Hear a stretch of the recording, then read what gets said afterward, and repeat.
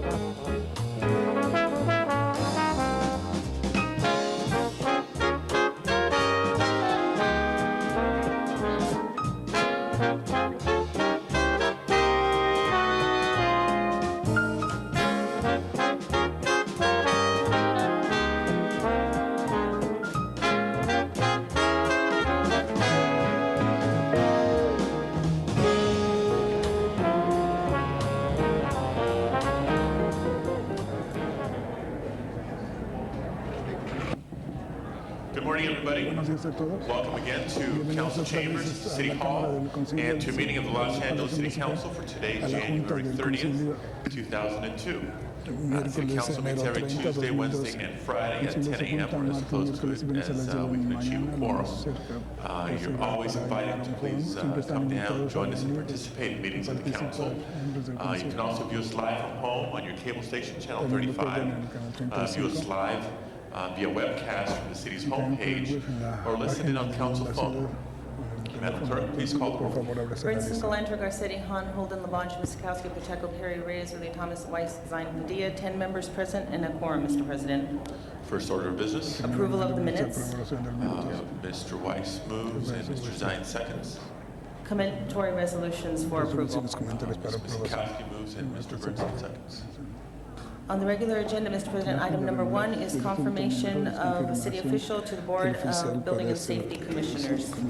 Will the nominee please come forward?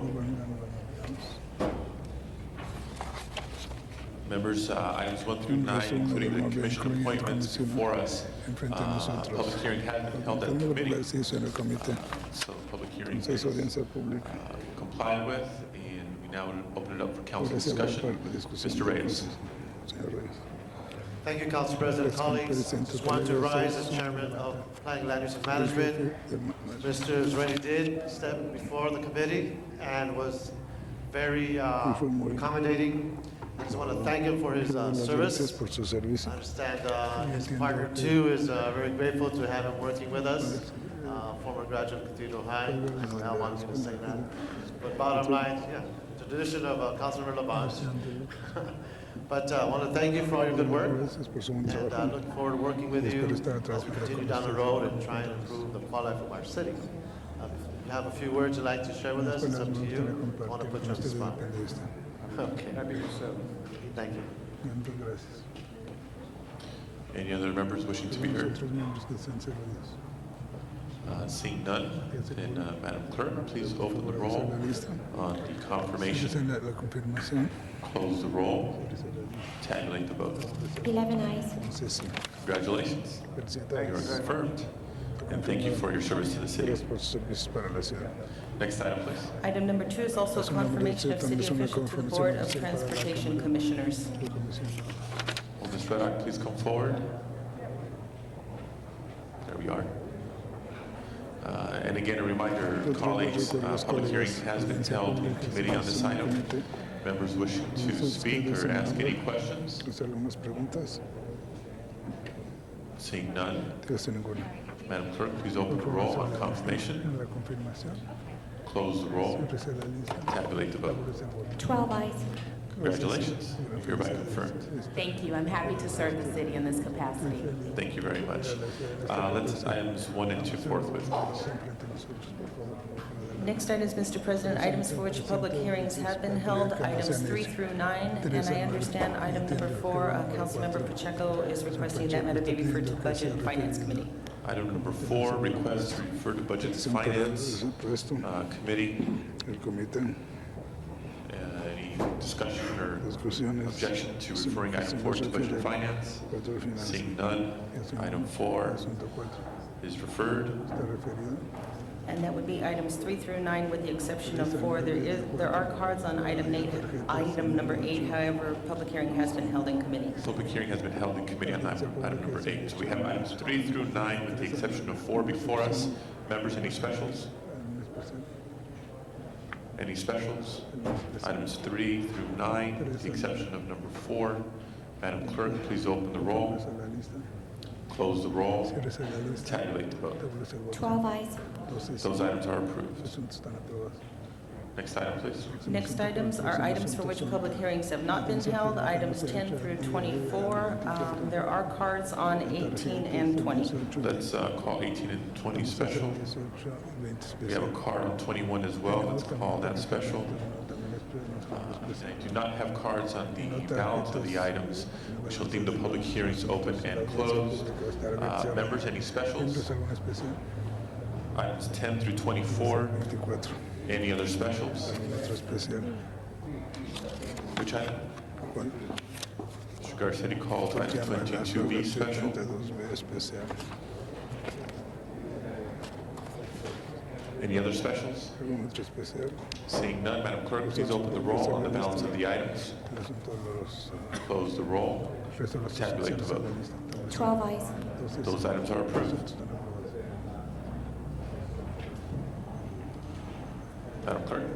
That brings you back to items that have been called special. Item number 18 has been called special inasmuch as there are cards, but I believe Councilmember Weiss wanted to, or is requesting that the special meeting be taken up. Before we get to the individual items called special, because of the agenda disposed of consent items, I'd like to recognize Mr. Rudy Thomas for a presentation. Para una presentación.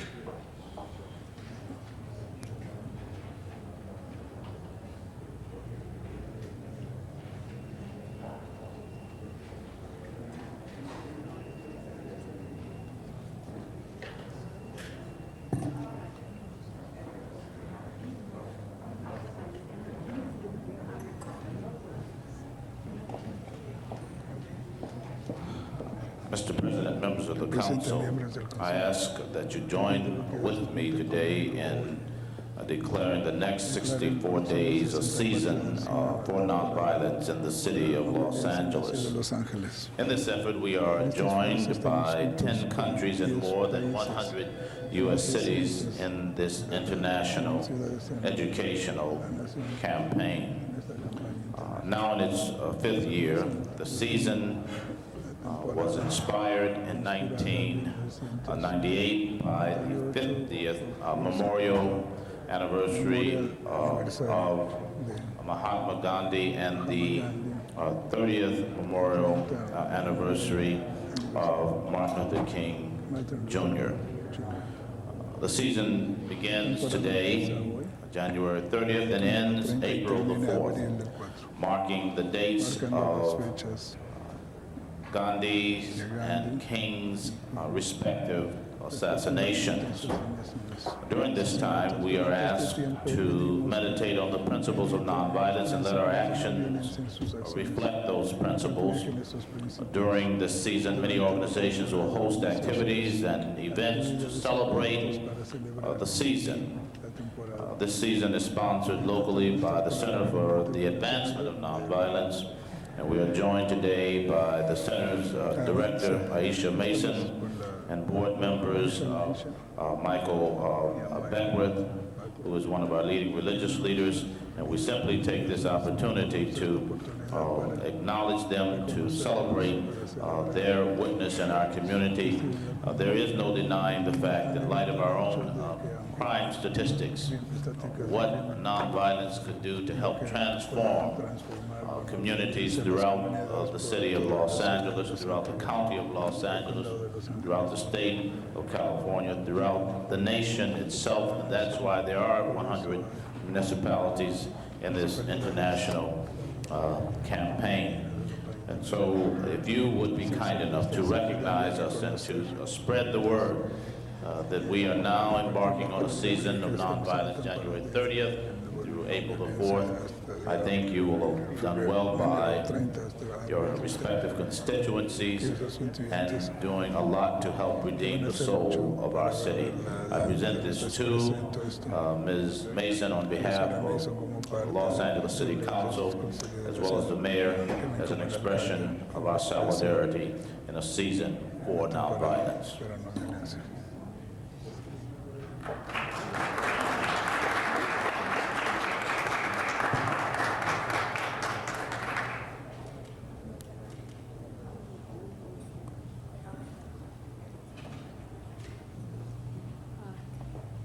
Councilman Ridley Thomas and all of the council, thank you so much for acknowledging this event in this way. We're excited that Los Angeles is willing to take the lead in advocating and advancing nonviolence in our community and as an example in this country. All of you are invited to our opening ceremonies, which are this evening at the Agape International Spiritual Center. And some of our speakers will be Yolanda King, Dean Lawrence Carter of the Morehouse Chapel at Morehouse, King Chapel at Morehouse, and also William Ury of the Harvard Law School. Thank you so much. Thank you, Mr. President. Thank you very much, Mr. Ridley Thomas. Madam Clerk. Next item, Mr. President, called special is number 18, inasmuch as there are cards from the public. Okay, item 18 is now before us, and we did have a request from Mr. Weiss for an item to be taken out of order. Madam Clerk. Ms. Mizikowski. Status report on the billboards, and I think it does relate to these item 1 on the special agenda. And we also have a request from the city attorney to speak. So if we can hold this on the desk and go to the other items, perhaps the city attorney will be able to get We here. have been advised by the city attorney that his arrival is anticipated at 11 a.m. So that's still a good 20 minutes away. We're seeing if we can get him here earlier. So let's hold both item 18 and the special agenda item on the desk for the time being. And we'll ask for Mr. Weiss to speak then. Next item. Next item, Mr. President, item number 20, called special, inasmuch as there is a card from the public. Item number 20 now before us. Council calls forward Mr. Larry Green. Welcome back. Thank you. Good morning, everybody. I've been out of the state. I've been in Florida and New York working, losing weight. But item number 20 is a very important item. Now, I may have lost the election for mayor in 2001 and for city council district number 4. Thank God we have Tom LaBonge in there.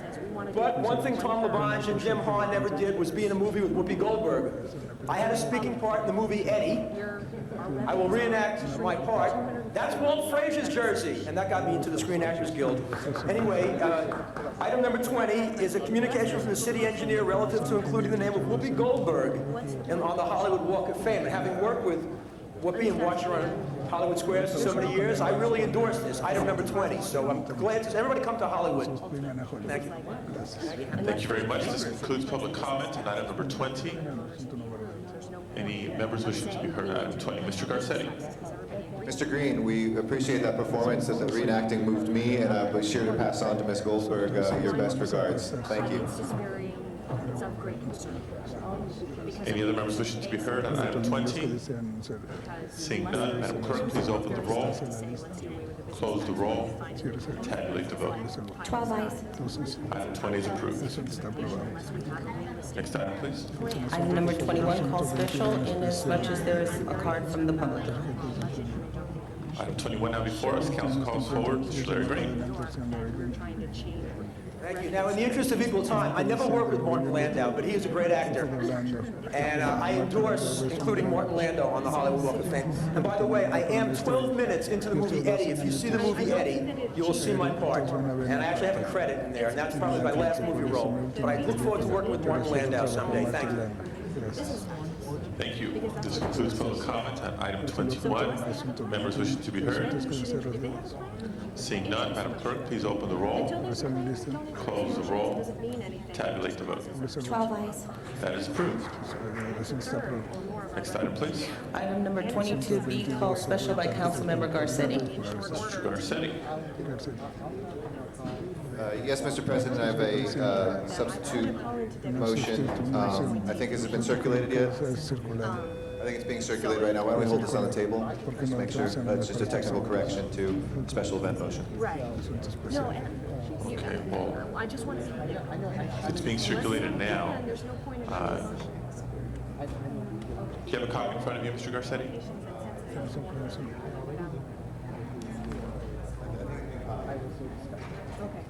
Okay, we can grab a copy. You can introduce it verbally while it's being distributed, and we can move forward with the vote.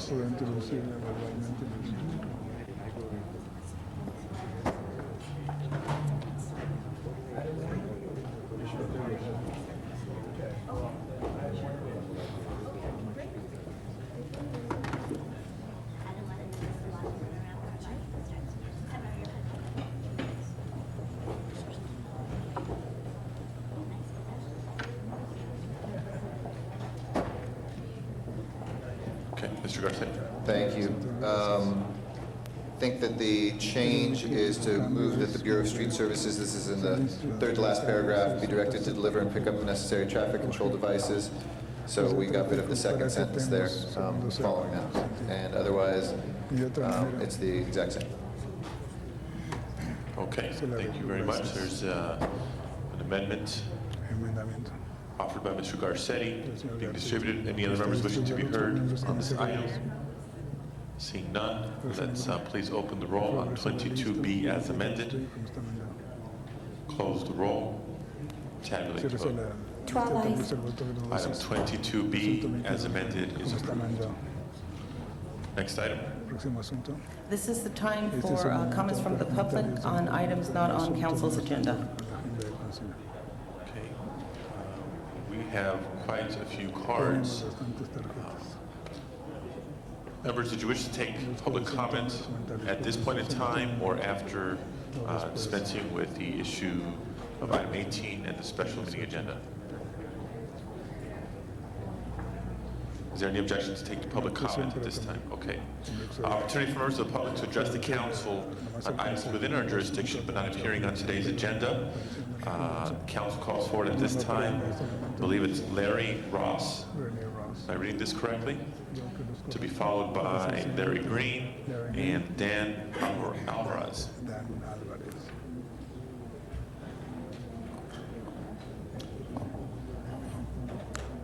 My name is Larry Ross. I came here last time to find that the council member had dismissed the had adjourned it. I'm glad I made it here ahead of time today. The following are only a few of the criminal activities of the law-defiant perpetrators, which have come to be identified by the designation of Clarence County or county clans. The designation is all-embracing to include all instigators and perpetrators who have participated in this conspiracy against my sons, my family, and I. Intentionally being exposed to the harsh weather or environment, intentional trying to induce stress or mental anguish or trauma, intentional trying to destroy the quality of life or health, intentional subjecting it to natural and artificial created cold environments, intentional and continuous efforts to cause disfigurements, permanent damages, intentional internally induced bleeding or mayhem caused by means of their toys or playthings. The government sanctioned the selling of defective products to me. The government sanctioned the selling of dangerous defective products, fraud. The government sanctioned the spying and the dissemination of the defamatory materials or lies against me. The government sanctions the infringements or encroachments upon the ideas, works, and projects, Operation Wait and Take. The government sanctioned the intentional design to destroy or damage the speaking and singing voices or minds. And the list does go on and on and on and on. We know that all of these charges comes within the jurisdiction of the U.S. Supreme Court. So I would like to know who can sit or stand with the audacity and say what the outcome of this legal matter shall be before the proper body has had an opportunity to hear them. As I said, when I came in last time, I was told that you had adjourned it. Afterward, I heard many rumors to the contrary, but surely I am glad I made it here today. Thank you. Thank you very much. Mr. Larry Green, to be followed by Dan Almaraz and Raimundo Hinojos. Good morning. Everybody says to me, how'd you lose 15 pounds? Well, I ran against Tom LaBonge, and I spent so much money losing that I have no money for food. In fact, they tell me Beth Garfield lost 50 pounds. Thank you very much, folks. That was Now, I've never done this before. So before I tell you what I want to tell you, you're all doing a great job. I watch you on TV, and all of you in the city council, even Mayor Hahn's doing a great job. You got to give me, I'll give you, Mayor Hahn's doing a great job. Tell him I said so, but so's our President George Bush. And what I want to say is that this Friday night, because people said to me when I ran against Tom, Melrose, you should have been a comedian. Well, I was a comedian. And this Friday, I'm performing at B.B. King's. Now, unfortunately, it's not the city of L.A., but we can always annex it, right? We can just take the city walk and make it part of the city. I'll be there with the great Stuttering John Friday night at 8 o'clock. And you mention my name, and I'll buy you a drink.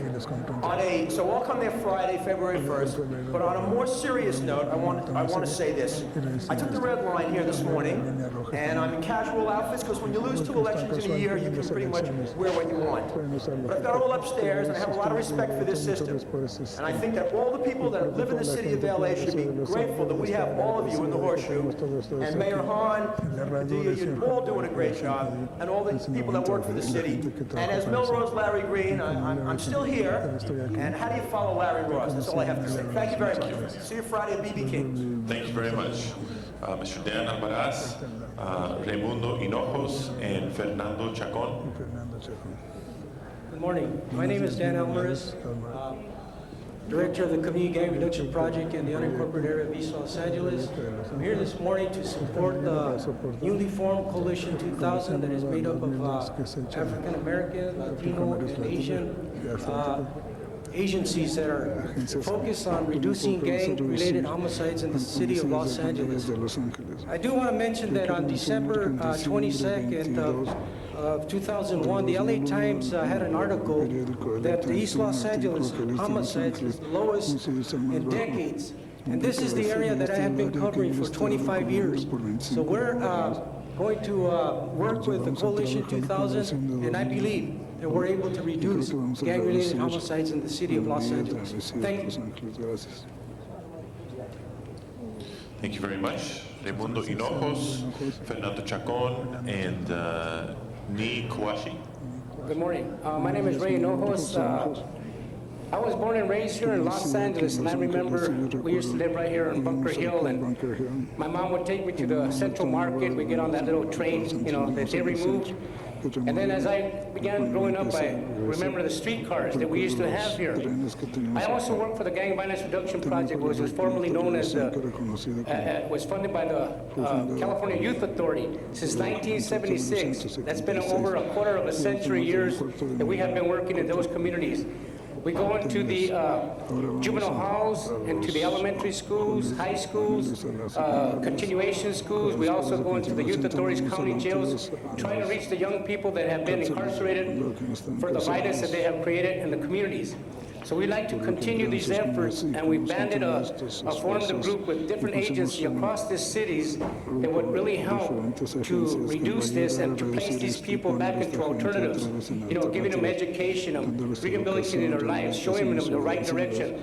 The Gang Violence Reduction Project helped me in 1976 when it was formed. I came to them volunteering in 1984. I was addicted to drugs and alcohol, and today I stand before you. I went to college, I received my AA, I have been in presentations, have received awards, and if not an agency had never been there like this to help me, I would never be here standing today. Thank you for your time. Thank you very much. Mr. Fernando Chacon.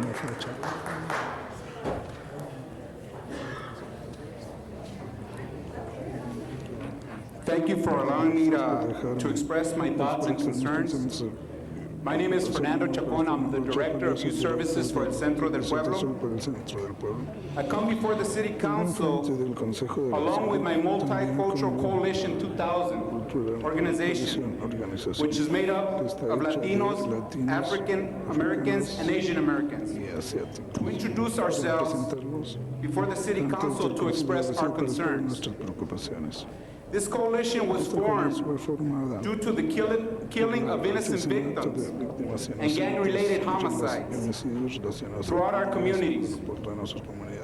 We are not here to ask for more police officers.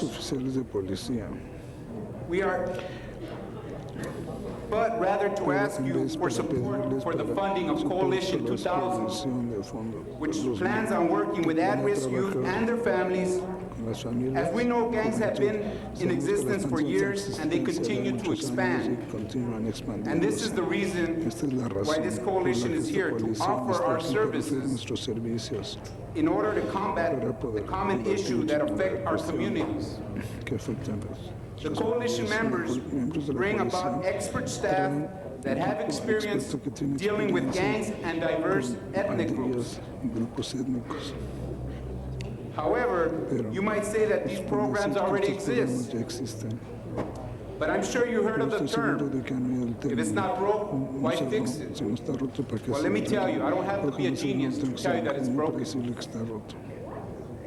The gang-related crime rates speak for themselves, but I do want to commend Mr. Nick Pacheco for the statistics that was put out in his district. I really would like to commend him because I took my job as the director of youth programs to help kids, to gear them on the right track so the killings will stop in our communities. I'm sure that's the reason you folks got elected, and I commend you for the hard work that you guys are doing in the community. I hope you can take this consideration. And with all due respect, once again, I thank you for your time. Thank you very much. Any question?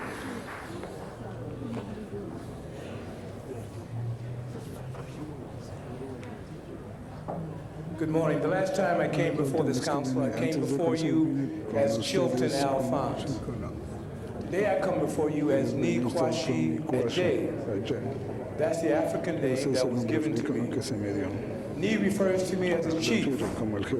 So I'm a chief of a village called La in Ghana, West Africa. One of the main roles for a chief in Africa is to keep the peace. A chief role is to maintain peace within the village. Now I'm coming back to Los Angeles, and I would like to be that same chief here. Come back to spread peace. I'm talking about gangs and gang violence. We must bring peace to the streets. Now, there's something that's very Ahora hay algo que es interesting. muy interesante a mí. Violence and gang violence in East Los Violencia de Angeles pandillas de Los is Ángeles low, es baja, the lowest that it's been in la más decades. baja que ha estado en décadas. Why is that? ¿Por qué es eso? They must have something that's Deben de working tener lo que in está East trabajando LA en el este de Los that's not Ángeles, working in South que no está Central. trabajando en South Central. Why can't we take what's ¿Por qué working no tomamos lo que está trabajando East LA en el este de Los Ángeles and implement it implementarlo in South Central? en South Central? When there's a problem in Ghana, Cuando hay un people come problema de together pandillas, toda from gente the se east, junta del este, from the west, del oeste, from the north, from del the south, norte, del sur, and they work together to y solve trabajan the juntos para problem. resolver el problema.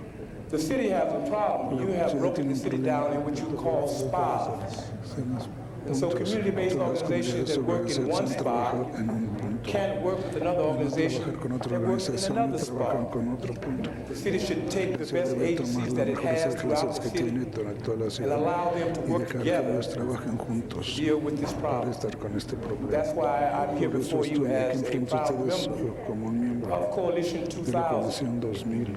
It's a new group Es un nuevo of grupo Asians, de agentes Latinos, latinos, and blacks. asiáticos, They're combined latinos y groups of negros. over 100 years of experience. Con Some of your most proven warriors who've been working in the streets of LA. con las calles de los But they can't compete together puede competir because porque they're in a different supervisory tienen district diferentes or they're in a different supervisores, spa.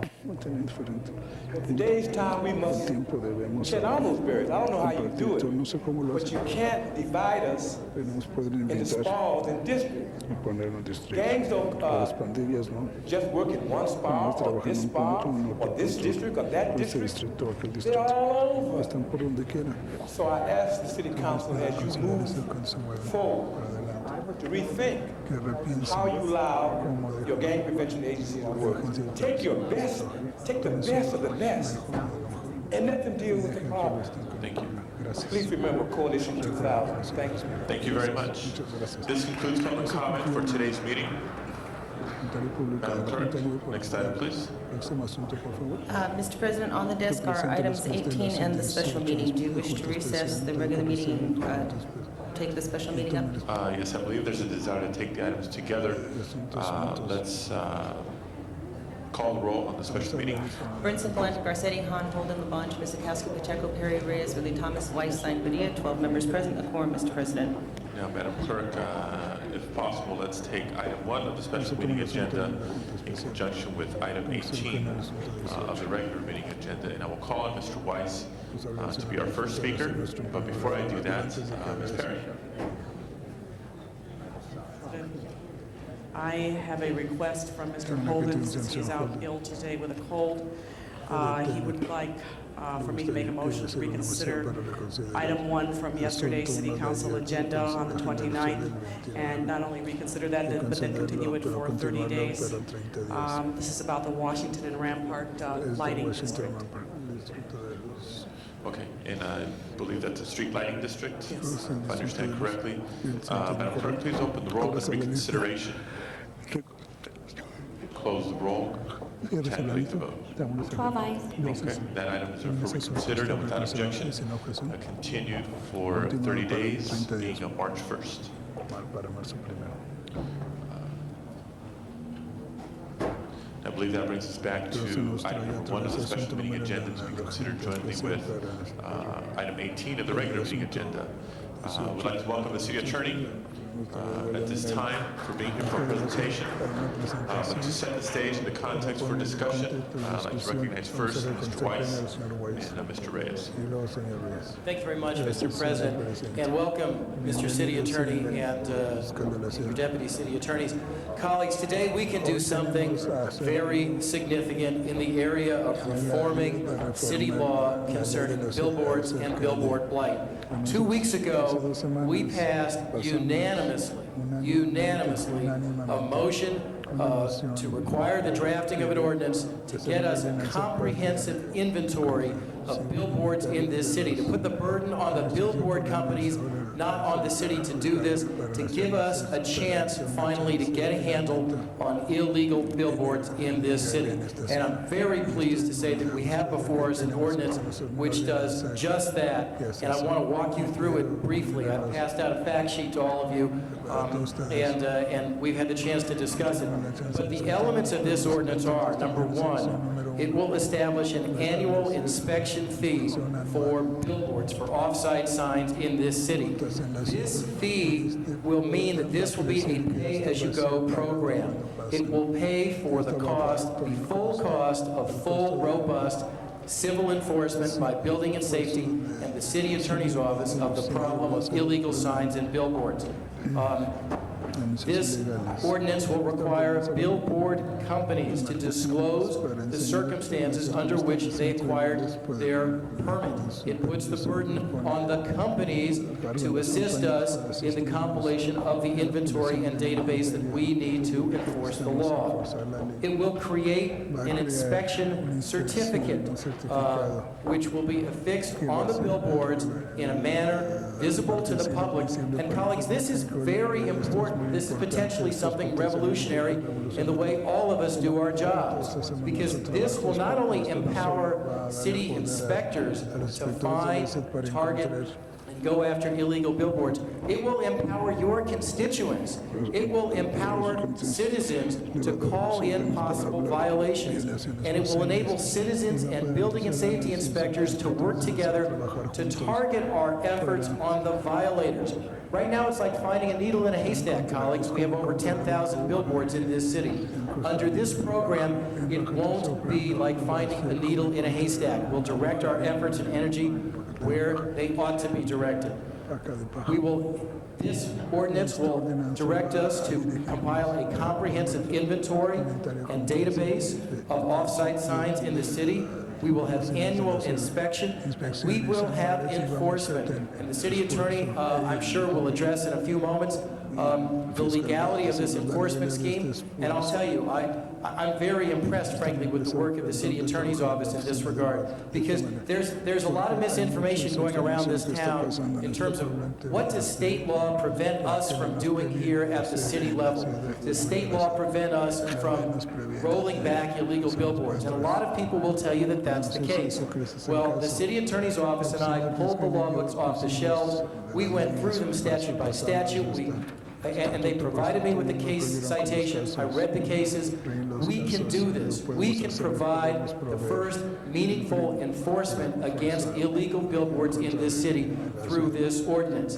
Colleagues, I want to say one final thing before Mr. Reyes, the chair of the committee, who's been very solicitous in speeding up our consideration of this important measure. I want to say one thing to my friends on both sides of this horseshoe, friends who wish to see a permanent moratorium on billboards in this city, or friends who think we ought to engage in a plan whereby we swap billboards in certain neighborhoods for billboards in other neighborhoods, or others on the council who may think that we ought to go slow here for whatever reason. Regardless of your position, regardless of what you think the future of billboard policy ought to be in this city, you ought to support this plan today as you did unanimously 2 weeks ago. This provides us the baseline.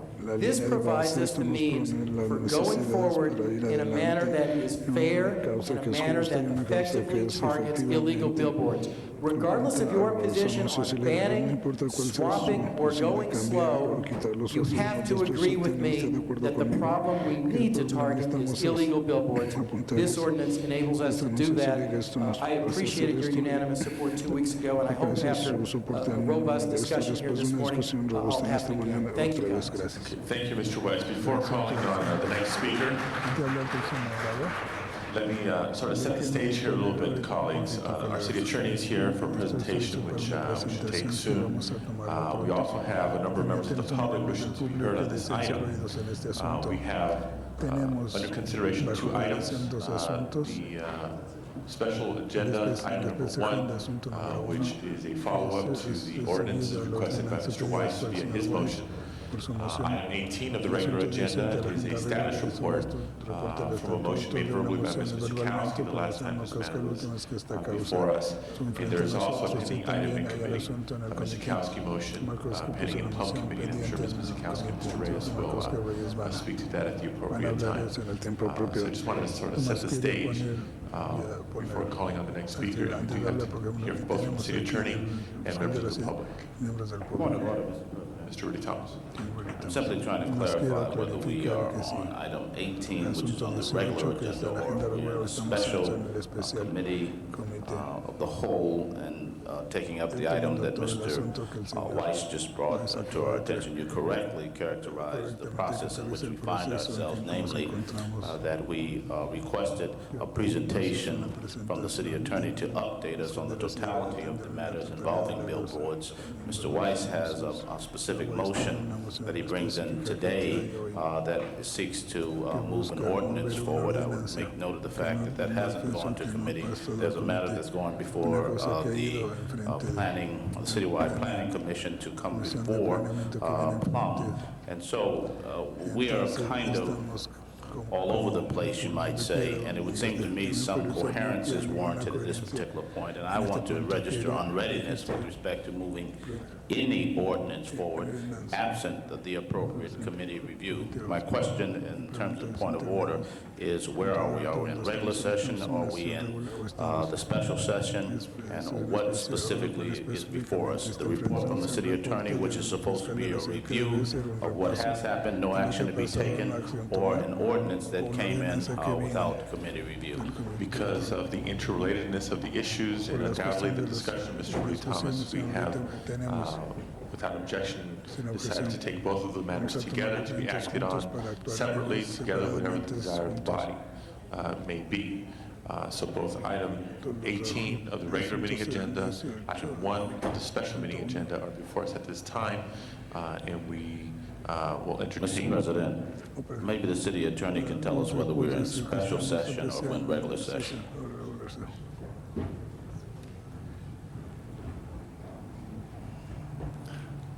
Reaching for the pedal.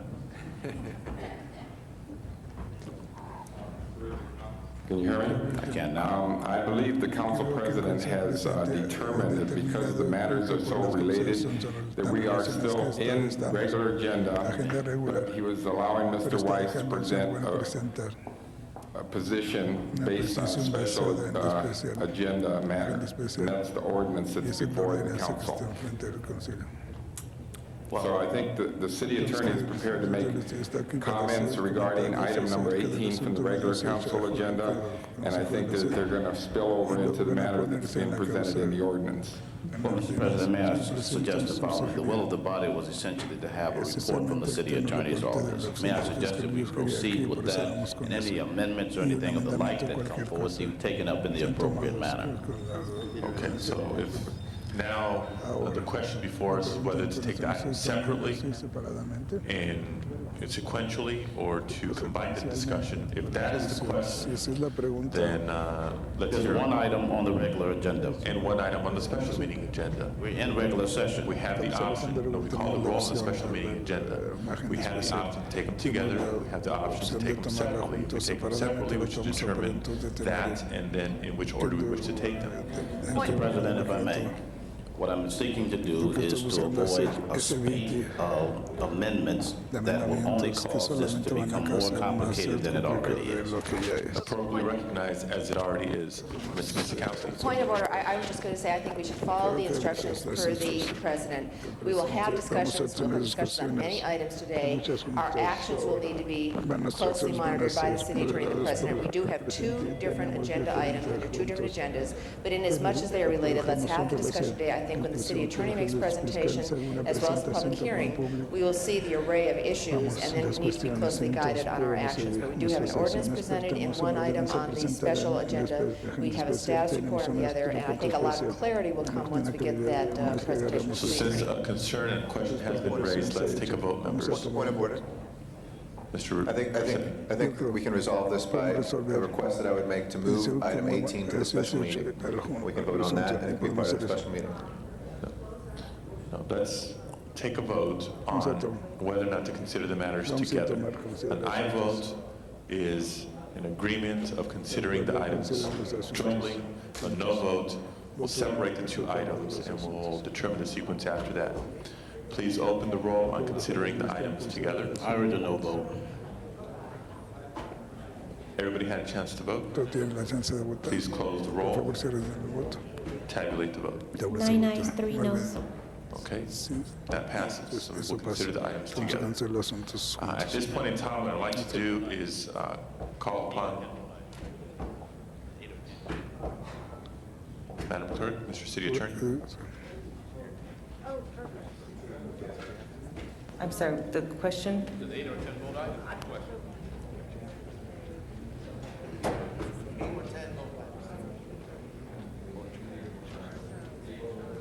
The City Attorney advised that that's an 8-vote item. The measure passes. What I'd like to do at this time is call upon our City Attorney for his presentation, and then call upon our speakers, members of the public, and then return to council discussion. Mr. Reyes, did you wish to add anything at this time? Council President, I just want to assert that as Plum Chair, what I'm trying to figure out here is we have many different motions and policies that are out there. We asked the City Attorney to summarize what it is that he's doing since we asked for it a couple of weeks ago. Councilmember Jack Wise is speaking to a policy issue that's more of an implementation. That's the nature of his action. We have two areas that we need to focus on. Are we going to follow up on Councilmember Jack Wise's procedures as we have already voted on a couple of weeks back? And we need to come to terms with the policies that have been evolving for the past 3 or 4 years under the work of Councilmember Bernstein and his task force. So I'm sharing this with the rest of the council that we understand what we're doing right now. We need to hear from the city attorney what it is that he's promoting, suggesting, offering as our city attorney. And I strongly will urge you that we have a discussion, understanding that it comes back to Plum, so we can have a matrix, understanding what the policy means, so that we can have a real clear directive from this body to the departments. Thank you. Thank you, Mr. Reyes. And clearly, it's been said, this is a complex issue. It's a complex issue for us. It's undoubtedly a complex issue for the general public to follow and understand. We are hearing the items jointly. We will act on the items. The council, as a body, will act on the items, possibly jointly, possibly separately. That will be determined through the course of debate and discussion. At this point in time, I recognize our city attorney, Mr. Rocky Delgadillo. Thank you, Mr. President and honorable members of the City Council, for the opportunity to address you regarding the billboard issue. I'm joined here at the table today by Special Assistant Cecilia Estelano and Senior Assistant City Attorney Jerry Berg. 2 weeks ago, you asked my office to report back to you on a few specific items that the City Attorney's Office was directed to examine. In June of 2001, as part of the motion directing the Planning Department to develop the Billboard Reduction Program and Ordinance, I provided a formal written response to that request. In addition to responding to your inquiries, I thought it also might be of assistance to you to provide a broader legal analysis of the various issues you are confronting as you consider a range of policy alternatives to address the problem of billboard blight. And I agree with Council Members Rudy Thomas and Ed Reyes that it's a complicated subject. I'm trying to lay out the matrix that was pointed out by Councilmember Reyes so that you can have the full policy discussion and deal with the issue in a comprehensive way. So I'd like to spend some time summarizing the goals you have articulated in your debate, the legal and constitutional landscape framing this debate, and the range of policy alternatives available to achieve your goals. First, a report back. There were 3 actions requested by the council and a motion passed on June 5th, 2001. The first was to send a letter to the billboard companies demanding that they forward copies of all permits on current signs. In your packets that I've passed out to you today are copies of the original letter sent last summer and the follow-up letter sent in November. The 2 remaining actions requested in the June 5th, 2001 motion are already ordinances on the books. They already exist, and municipal code sections 91.6205.8, and 91.6205.9, and can simply be tied into the billboard reduction ordinance. The billboard reduction ordinance itself remains in the planning department. The June 5th, 2001 motions directed the planning department to develop the swap out program and actually draft the ordinance.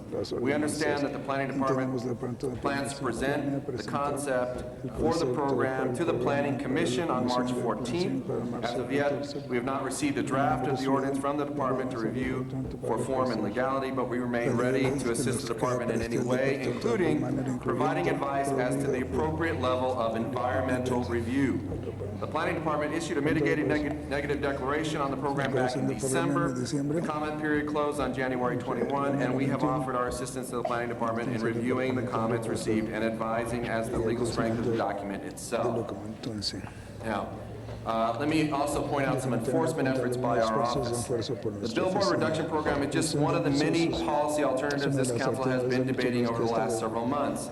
As the conduct of certain billboard companies has grown more outrageous, this council has grappled with how to rein in an industry that has marred our city's vistas and seems to revel in thumbing its nose at our existing permit process. We were all shocked as Viacom STI rang in the new year by attempting to erect illegal billboards along MTA and Metrolink rights-of-way, while they thought many of us were watching what were lopsided bowl games. To their dismay, my city attorneys immediately responded to Councilman Bernson's alarm bell and secured a temporary restraining order against Viacom STI. I'm pleased to report that last week we were granted a preliminary injunction against Viacom STI that will remain in place until we ultimately prevail against them in our actions for nuisance and unfair business practices.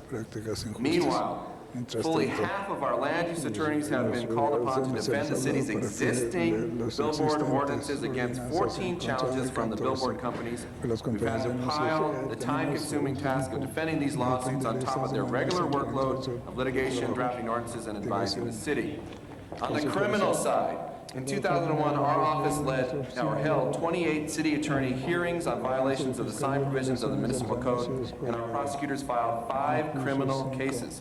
We have a strong track record of providing the Department of Building and Safety with prosecutorial support for their inspections and investigations. On both the civil and criminal side, our city attorneys are going up against some of the most aggressive, and in some cases, the most prestigious law firms in town, and they are more than holding their own. But there's no question that it is affecting their ability to quickly respond to the other demands on their time. So this begs the question, what can we do to make sure that all the efforts we're expending, not just in my office, but in all city departments, actually make our neighborhoods more beautiful and moves us beyond the visually blighted status quo? We've been listening closely to your debates on this issue and have provided advice on specific questions as they've arisen, but I thought it might be helpful to step back and frame the broader policy and legal issues in a way that can clarify your legal constraints and opportunities. On the policy goals, there are clearly 4 policy goals that have emerged from your debates. First, there seems to be a strong sentiment favoring an effort to restrict or prohibit new billboards. Second, there is a desire to effectively enforce our existing permit system. The Department of Building and Safety has indicated that of the approximately 10,000 billboards in the city, an estimated 40% are illegal. In a few cases, no permit was ever issued, but in most cases, they have been illegally altered or enlarged in violation of their permit. With only 6 building and safety employees covering the entire city's signed regulation effort, it's no wonder that so many companies have taken advantage of our thinly stretched resources with respect to enforcement. This highlights the third policy goal, the need to create revenue sources to fund enforcement efforts and put real teeth into our existing ordinances so that we can reduce that 40% scofflaw rate to 0. And finally, some on the council have expressed an interest in removing some or all of the existing billboards in our communities, particularly in those neighborhoods that are most visually blighted. Let me also now go over the legal constraints on local billboard regulation. As this city council evaluates various proposals aimed at achieving these 4 goals, there are certain legal and constitutional constraints that limit some of your options. We have prepared a 1-page summary sheet summarizing all of these legal constraints. Let me quickly walk you through those issues. First and foremost, the First Amendment of the United States Constitution severely limits local governments from enacting content-based regulation. We saw this most recently in the Supreme Court's Lorillard decision, in which the court limited the ability of a municipality to restrict the placement of tobacco product and alcohol beverage advertising. The First Amendment also comes into play in the area of taxation. It restricts the city's ability to target taxes at First Amendment activities such as billboards or other forms of media. State law also constrains the city's regulatory options. Specifically, California Business and Professions Code Section 5412 treats billboards differently than other land use categories in that it requires government entities to compensate billboard companies if their signs are removed. So this means that the city cannot simply adopt an amortization scheme for non-conforming uses if it attempts to ban all existing billboards. The city would have to pay the full market value in order to remove a billboard. It could not simply phase it out over time like an old industrial use in a residential area. This is a costly problem because the billboard companies claim their signs are worth upwards of $1 to $10 million each in some cases. Moreover, Business and Professions Code Section 5412 also bars local governments from interfering with customary usage and maintenance of billboards. And finally, to weigh things even more heavily in the favor of the billboard industry, state law places a burden on the city to prove that a billboard is illegal once it has been up for 5 years. In other words, the burden is now on us to prove that that billboard is illegal, even though it might have been erected illegally. The last major legal constraint the council should be aware of is Proposition 218. Prop 218 requires voter approval for new taxes. A regulatory fee can be implemented by ordinance, but the amount that is collected from the fee cannot exceed the actual cost of implementing the regulatory program. The regulatory fee also may not be used to fund criminal enforcement efforts, although it certainly can be used to cover the cost of a civil enforcement program. Let me attempt to describe some of these policy alternatives here that we have set out in the matrix. So with that legal background, let's put together a chart. That presents a range of policy alternatives. The policy goal advanced by each, the legal constraint, if any, that limit the city council's efforts in that area, and the action needed to pursue each alternative. Each alternative is described in greater detail in the sheets labeled Alternatives for Billboard Regulation in your package.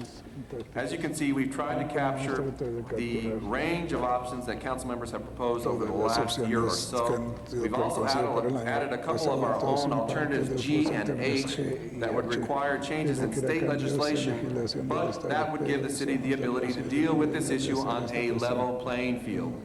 We think it's high time that the state legislature abolishes its preferential treatment of the billboard industry and gives back to the cities our rightful regulatory flexibility. I will not describe each of the alternatives, but I know that most of you are familiar with them. However, I think the chart illustrates plainly that by moving on a variety of fronts and pursuing a combination of alternatives, we can achieve each of the goals within the constitutional and fiscal constraints of the law.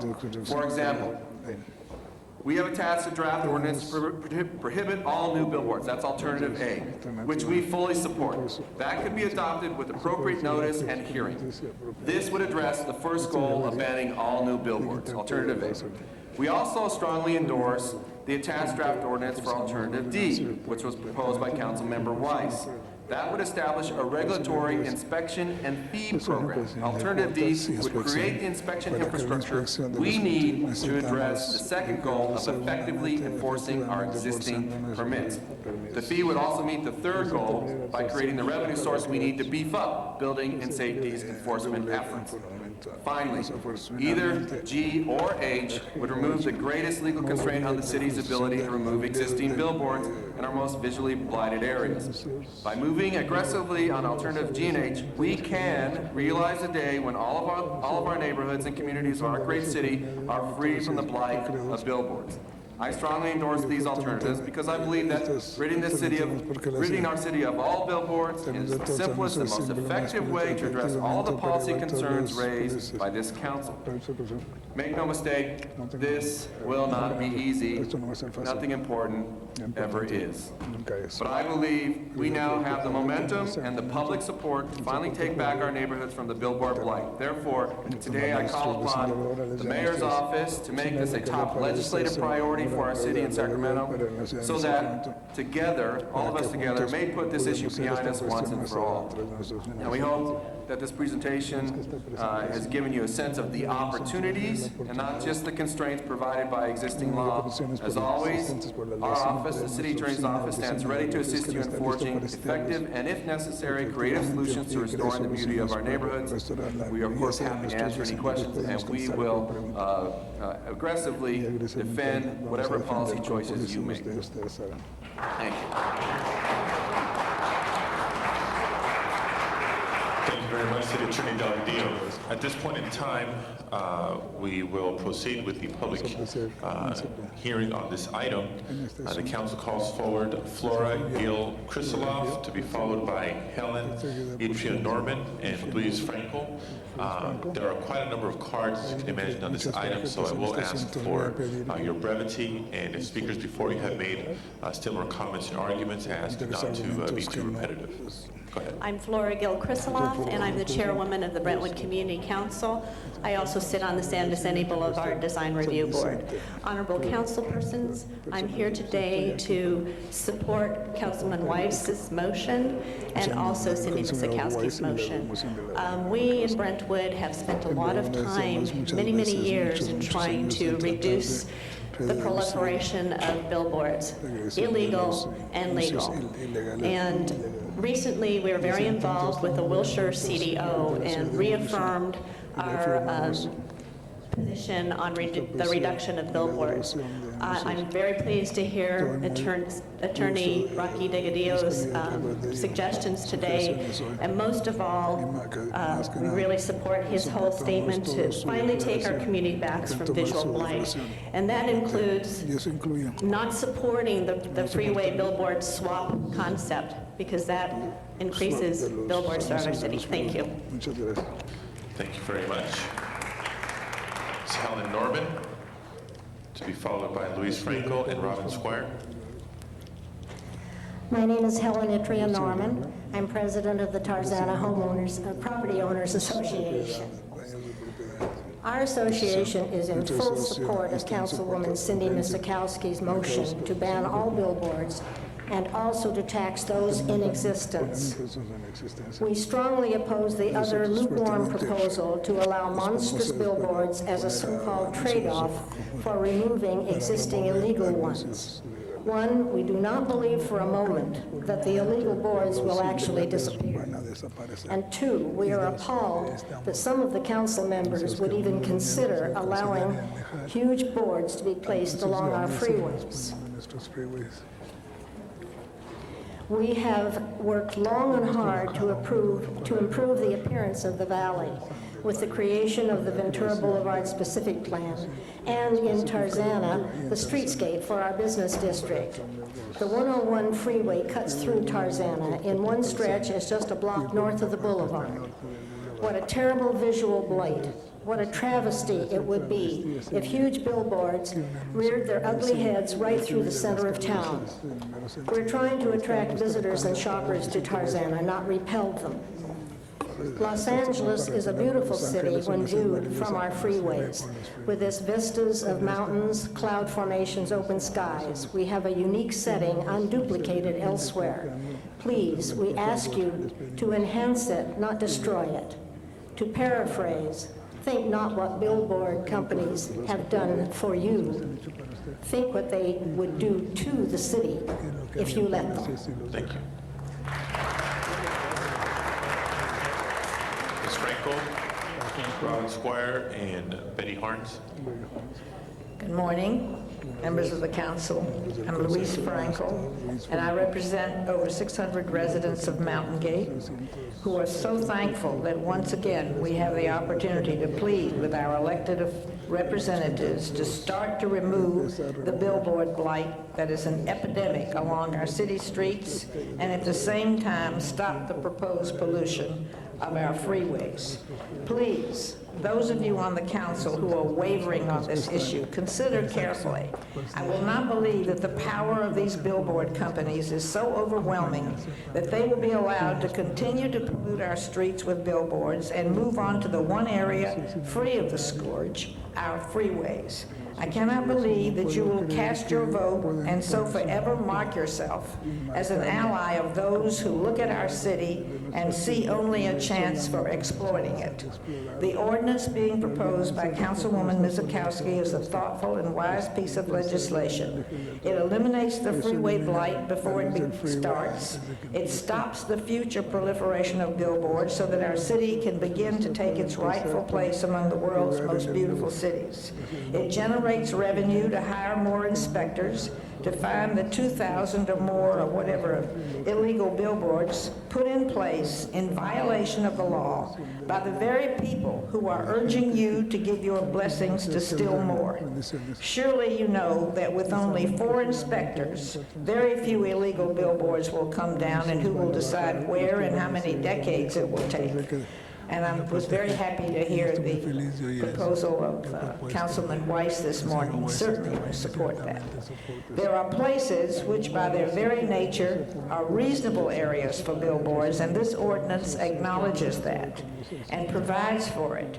But don't be beguiled by the trade-off in removing 2,000 signs that the billboard companies shouldn't have erected in the first place by giving these same companies the freeway bonanza. We have a prohibition in this city already, I'm assuming from past experience, about orienting signs that are below the freeway so that they cannot be seen from the freeway and so divert the attention of drivers. Surely nothing changes that logic, and yet now you have a plan to divert that same driver on the freeway itself. Do you want to create still another safety hazard? There is only one argument the billboard proponents make: we create jobs. That same argument can be made for countless enterprises that we deem nuisances, and we ban every day in the interest of public safety and health and convenience. And there are countless enterprises that would benefit if the city was not defaced, if its natural beauty was all around. The tourist industry, the travel industry, the convention industry, and yes, the entertainment industry. When they shoot movies, which we're trying to keep them doing here, they don't want to film billboards. Please put the quality of life in Los Angeles first. Adopt this new proposal today and give our great city a chance to take its rightful place among the great and beautiful cities of the world. Thank you very much. Thank you. Charlotte Squire to be followed by Betty Harns and Nikki Padada. Good morning. My name is Robin Squire. I'm here representing Assemblymember Fran Pavley, and I've brought a statement that Assemblymember Pavley would like read into the record. It reads, Honorable Mayor and members of the City Council, I have been following the city's actions related to billboard removal and or relocation.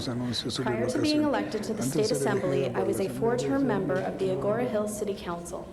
Agora Hills banned all new billboard construction during my tenure. The city rejected a similar offer by the sign companies to voluntarily remove some billboards in exchange for the right to erect huge new permanent signs that would have been far more visually intrusive. As a result, over the intervening years, many of the existing billboards have come down in connection with development of the properties on which they stand.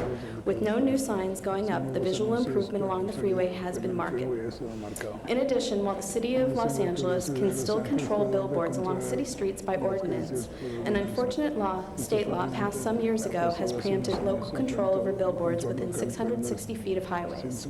This means that Los Angeles would be giving over control of these massive sign structures to the sign industry permanently. Most of your freeways are currently free of billboards. I strongly encourage you to stand firm, maintain local control to the maximum extent possible, and to not allow and not to allow your sign-free highways to be subjected to visual clutter and safety issues created by the presence of billboards. I also support the motion of Councilmember Miskowski to put an annual tax on existing billboards before the voters of Los Angeles. This is an appropriate mitigation measure to enforce the billboard ban, to eliminate illegal unpermitted signs, and to help offset the costs to the city related to off-site signage. Lastly, I believe it would be appropriate to order an environmental impact report done on the impacts of allowing or banning these signs so that the City Council has the benefit of a comprehensive study on which to base a decision that will change the face of Los Angeles permanently. I appreciate the opportunity to make this statement to the City Council. Sincerely, Fran Pavley. Thank you. Thank you very much. If you'd like to submit that letter for the record, we'll distribute copies to the members. Ms. Betty Harns, to be followed by Nikki Padana and Mark Freeman. Is Ms. Harns with us? Hi, my name is Betty Harris. Oh, I'm sorry. I'm a member of the Brentwood Community Council, and I'm acting president of the South Brentwood Homeowners Association, an organization of about 900 homeowners. I wish to express support for Councilwoman Cindy Miskowski's motion to ban new billboards and Councilman Weiss's motion as well. We've seen the proliferation of billboards in our neighborhood along Wilshire Boulevard. We feel that we've reached the saturation point. It detracts from our neighborhood and others that are threatened. In the same vein, additional billboards along our beautiful freeways detracts from our quality of life as well. Let's bring a halt to the proliferation now while we have the opportunity, before it's too late. Thank you. Thank you very much. Nikki Padana, to be followed by Mark Freeman and Sylvia Nickel. Hi, my name is Nikki Padana, and I'm a college student, and I hope I'll be carrying the views of young adults today. I'm in favor of the ban on new billboards in Los Angeles. I feel that every person has the right not to be bombarded by advertisements. Billboards are permanent eyesores that are steadily cluttering up this city. I feel that the city of Los Angeles needs to take action now and ban all new billboards. By supporting this ban, Los Angeles will be taking a small step towards solving a larger problem. We, the citizens of Los Angeles, deserve to have a clean and beautiful city. We deserve not to have companies advertising with larger-than-life images everywhere we look. And more importantly, we deserve to have the children of our city protected from companies who are advertising near our schools. I hope the city of Los Angeles will step up to protect their citizens and do everything they can to have their rights become more important than the rights of billboard companies. Thank you. Thank you. Mr. Freeman, Ms. Sylvia Nickel, and Vicky Casas. Yes, good morning. My name is Mark Freeman, and I represent the LA County Alcohol, Tobacco, and Other Drug Coalition, as well as LA Link. And we are here in support of the motions by Councilmember Cindy Miskowski, as well as the idea of, in general, of banning all new billboards, as well as the very important task of bolstering our enforcement efforts by finding some form of revenue, be it by tax or permit, to enforce and to enhance the billboard, the Department of Building and Safety in their efforts of going out and enforcing these issues, as well as the City Attorney's Office. I'm here with a lot of different folks from the alcohol and tobacco community who are all within the audience here, and this is an issue that obviously oftentimes impacts tobacco and alcohol advertising issues. And one of the things that we've suggested in the past is that we use some of the MSA funds for bolstering building and safety, and we'd like you to consider that as well. But in the meantime, our general support is for looking for alternatives and really trying to reduce the blight within the city of Los Angeles. Thank you. Thank you very much. Ms. Nickel, Ms. Casas, and Maria Calleros. Sylvia Nickel, I'm the president of the West Side Residents Association. Our publications reach approximately 15,000 households. Since the inception of our organization in 1984, our goal has been to maintain and improve the quality of life in our neighborhood. Many council people have put forward good proposals, but if I understood our brave, newly elected city attorney, Mr. Delgadillo, to say that he is willing to fight all the way, I say let's take the bull by the horn and go with him all the way and support him.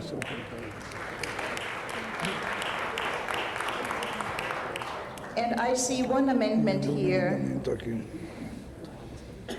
Amendment G, that seems to fit the bill. I know it has to go to the state legislation, and yes, it may be a very hard fight, but I think it would be a fight worth it. And the people coming after us, the generations coming after us, will thank us for it. And I see a vision of a truly beautiful city of the ancients. Thank you. Thank you very much.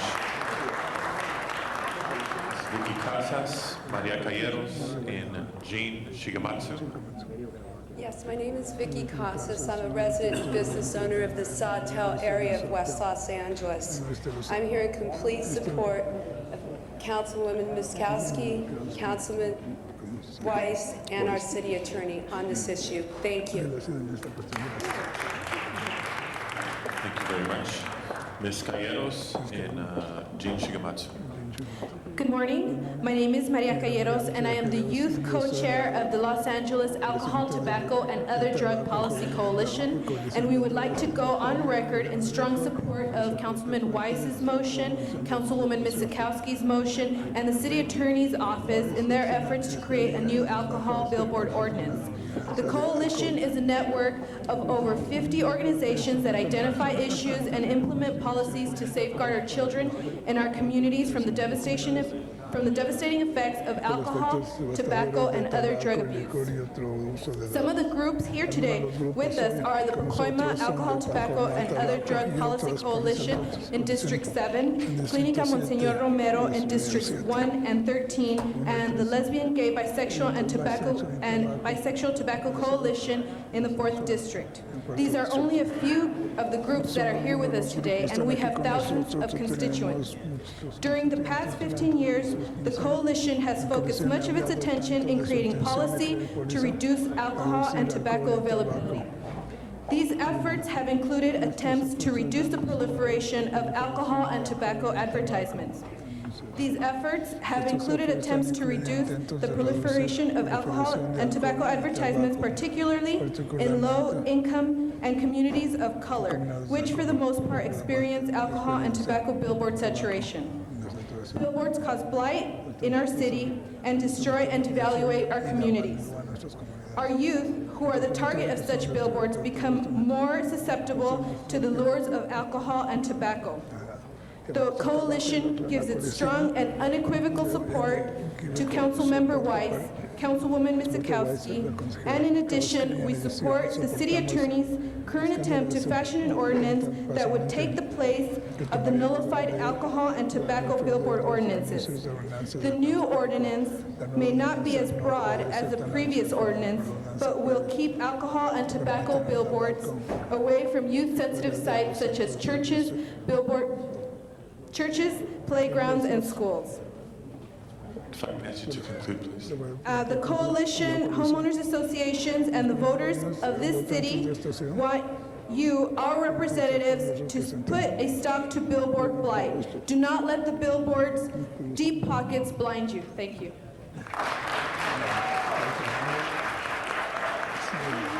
Thank you very much.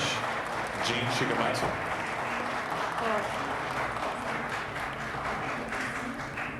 Hello, my name is Jean Shikamatsu. I'm from the West Los Angeles community.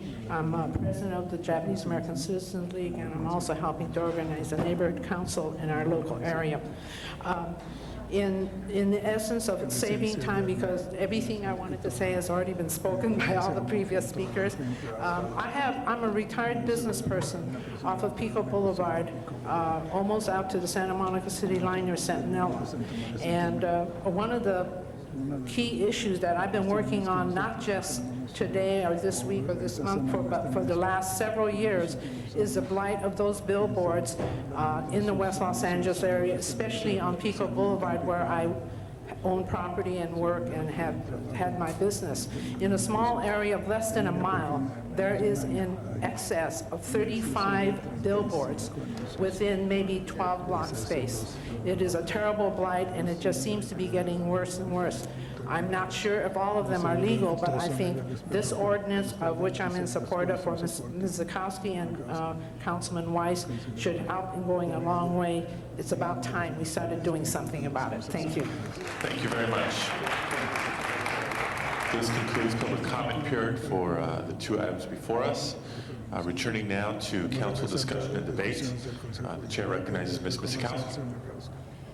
Thank you, Mr. President. First of all, I want to thank the people who came down here to testify today, and particularly the young people and those who are associated with the Alcohol and Tobacco Coalition. I think it really is a coming together, not only for people in our neighborhoods, but people who have had other concerns, who all recognize that it is in common with the billboard industry in the city, and that is that it is one of blight. Let me speak to the issues that are before us. I also very much want to commend and compliment our city attorney for this comprehensive overview, creating the matrix, giving the council alternatives. Members of the council, today, because we asked this as a status report, we have to receive it as a status report.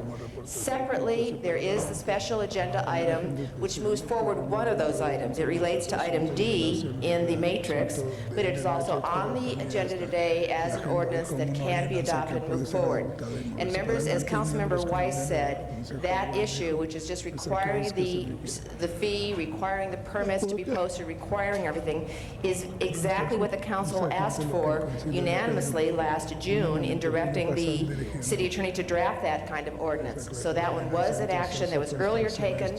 Mr. Weiss's motion of 2 weeks ago pulled that forward and said, rather than leaving the whole thing as to come together, let's take an act on that one now.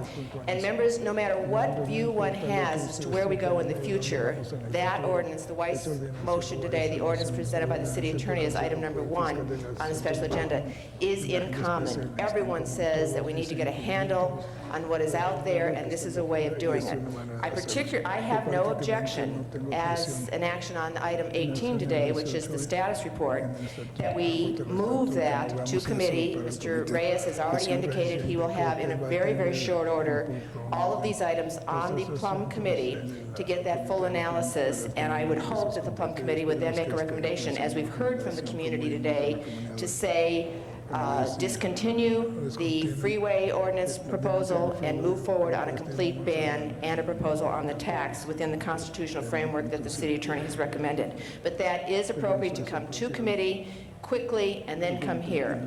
That it does not dissuade me from being able to act today very positively on the issue on the fee and the permits.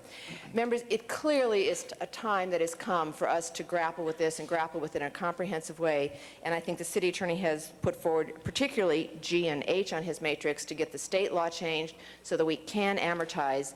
Makes sense. We used to be able to amortize. There are some communities in this city where specific plans were adopted and billboards were banned, and we were able to amortize them in the 70s. And those are communities today, some of which I'm proud to say are in my district. And the feeling that you get when you walk through, when you drive and or walk through those communities, the pedestrian shopping centers, are so enhanced not having to deal with that kind of blight. And we are also seeing in the other cities throughout this region, cities throughout this state, you feel the palpable difference when you go through a community that doesn't have billboards. That's what we need to achieve for the city of Los Angeles. I am happy to work very closely with Mr. Reyes, and I will actually push my button to speak again because I do have some questions for the city attorney relative to environmental consequences of some of the other matters. But today, I feel we should act on his status report, send that to committee, and act to adopt the ordinance as is presented in item 1. Thank you. Mr. Reyes. Thank you, Council President. Colleagues, if you can hold my time, I'd like to ask the Planning Department Director if you can step to the table, and please thank you, City Attorney Rocky Delgadillo and your staff, all the great work you're doing, but hang tight. We just want to get some clarity on some other issues. Thank you.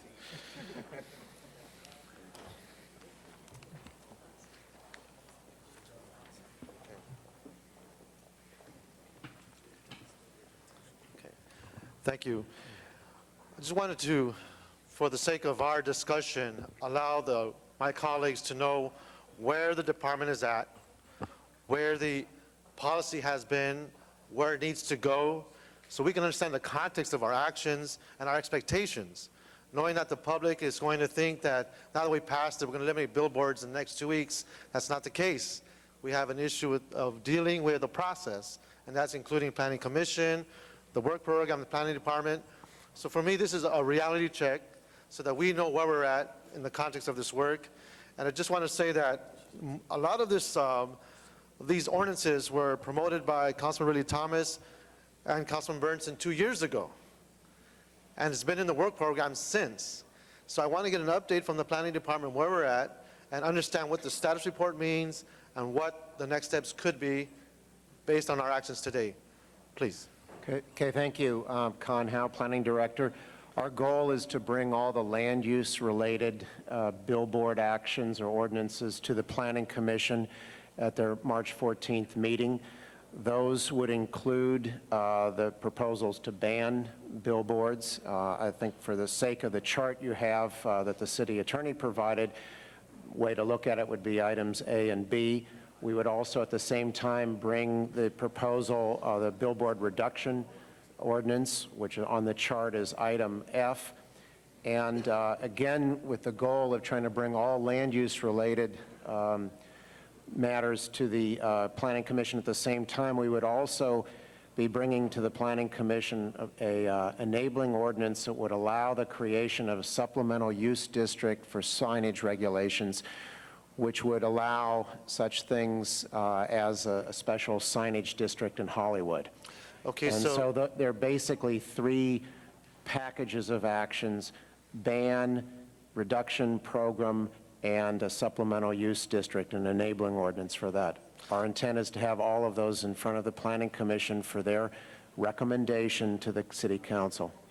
Okay, so a hypothetical here is, assuming we pass what we're going to pass today, that has to come to my committee, and then from there, can we make it to Planning Commission on that March date? I'm sorry, which item are you referring to? This is the hypothetical. I'm asking you this question.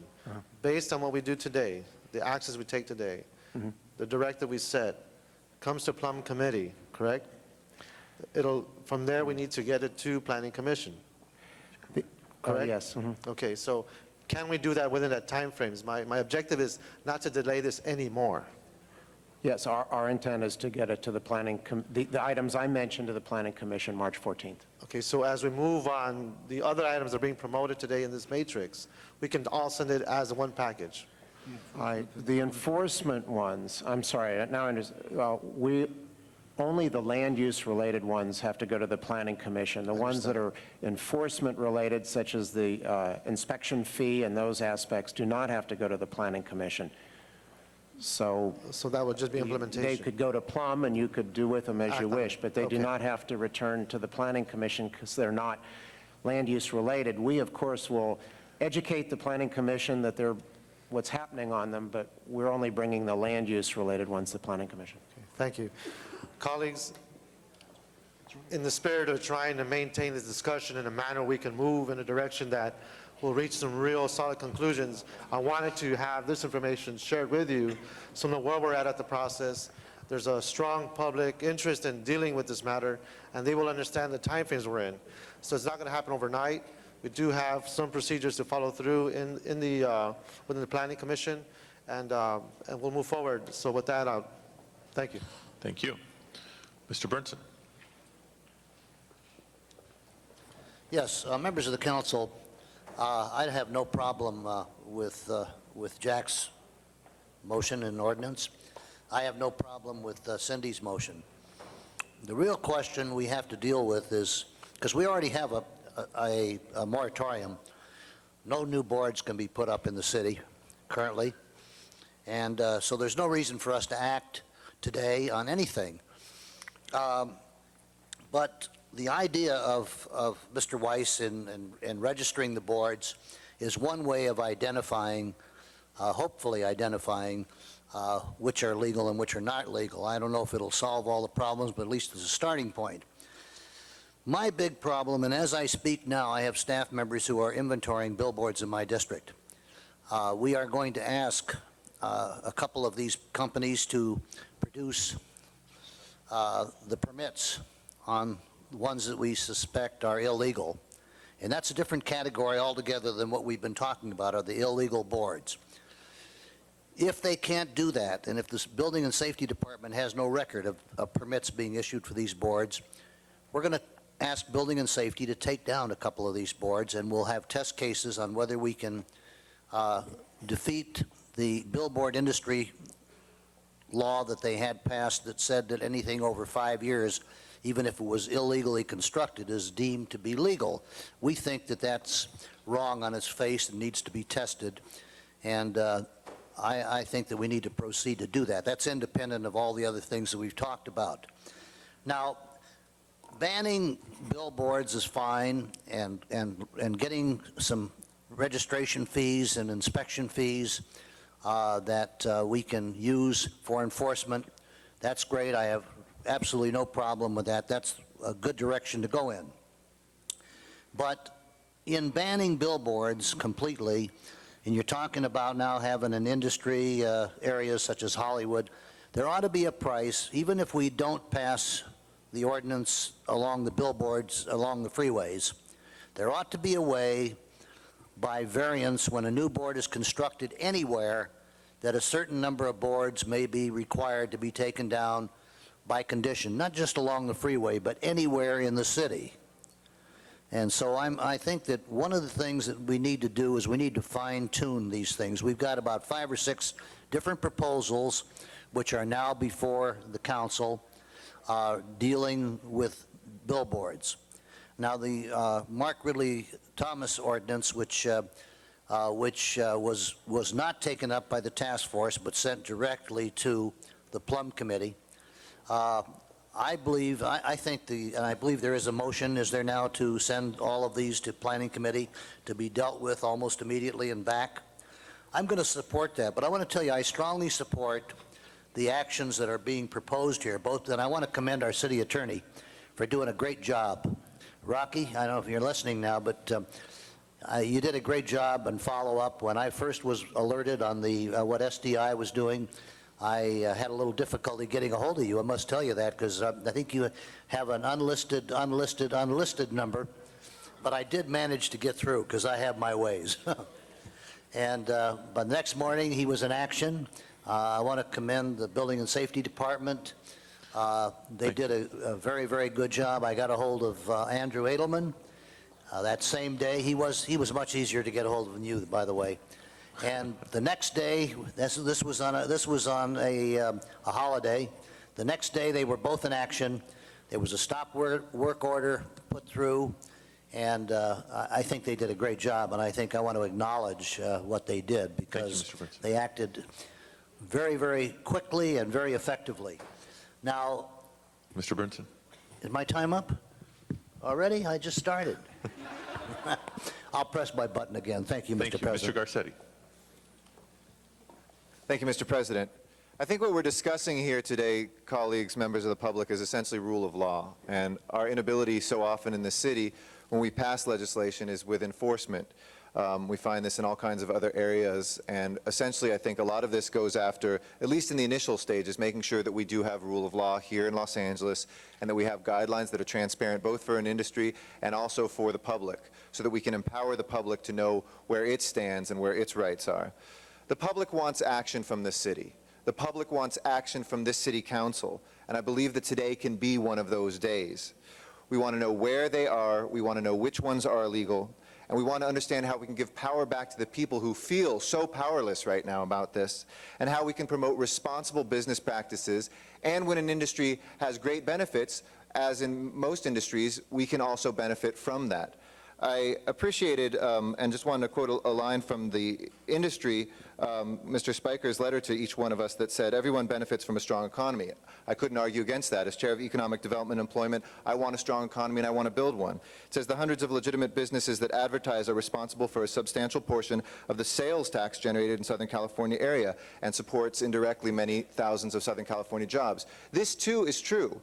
But the difference here is, as revenue has gone up, there has been no tax for us to benefit from that. So the public has gotten no benefit from that. So while the companies that are advertising themselves pay sales tax for the things that they do, this other group of companies that also gets something from the economy is not paying that. And I know that there are responsible members, Mr. Allen was here, of the industry who are interested in that. And I know that we can get that in a way that I think is responsible. And like most industries, as the economy is rising, that is something that will benefit the public sector as well, so that we can spend that on public benefits as well.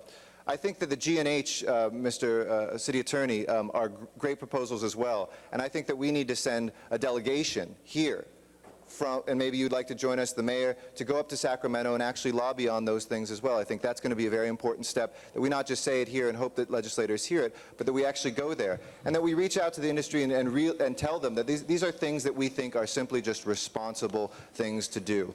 As the proud seconder of Mr. Weiss's motion, I think that we have that opportunity today to take a giant step forward, to inventory this. I think there are planning issues that do need to be heard in planning with a whole host of the other ones, but if this goes forward today, it certainly has my strong support, and I think would send a loud message that we can be responsible together in this city in empowering everybody. Thank you.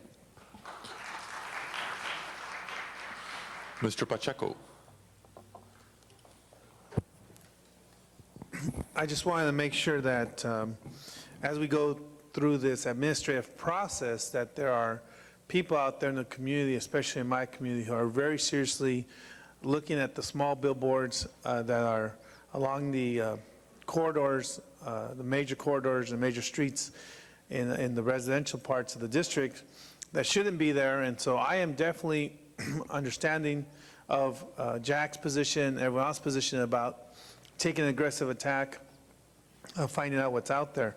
But in no way should this, so my support in that direction mean that I've given up on the concept of doing the trade or a swap so I can take out the ones in the neighborhood.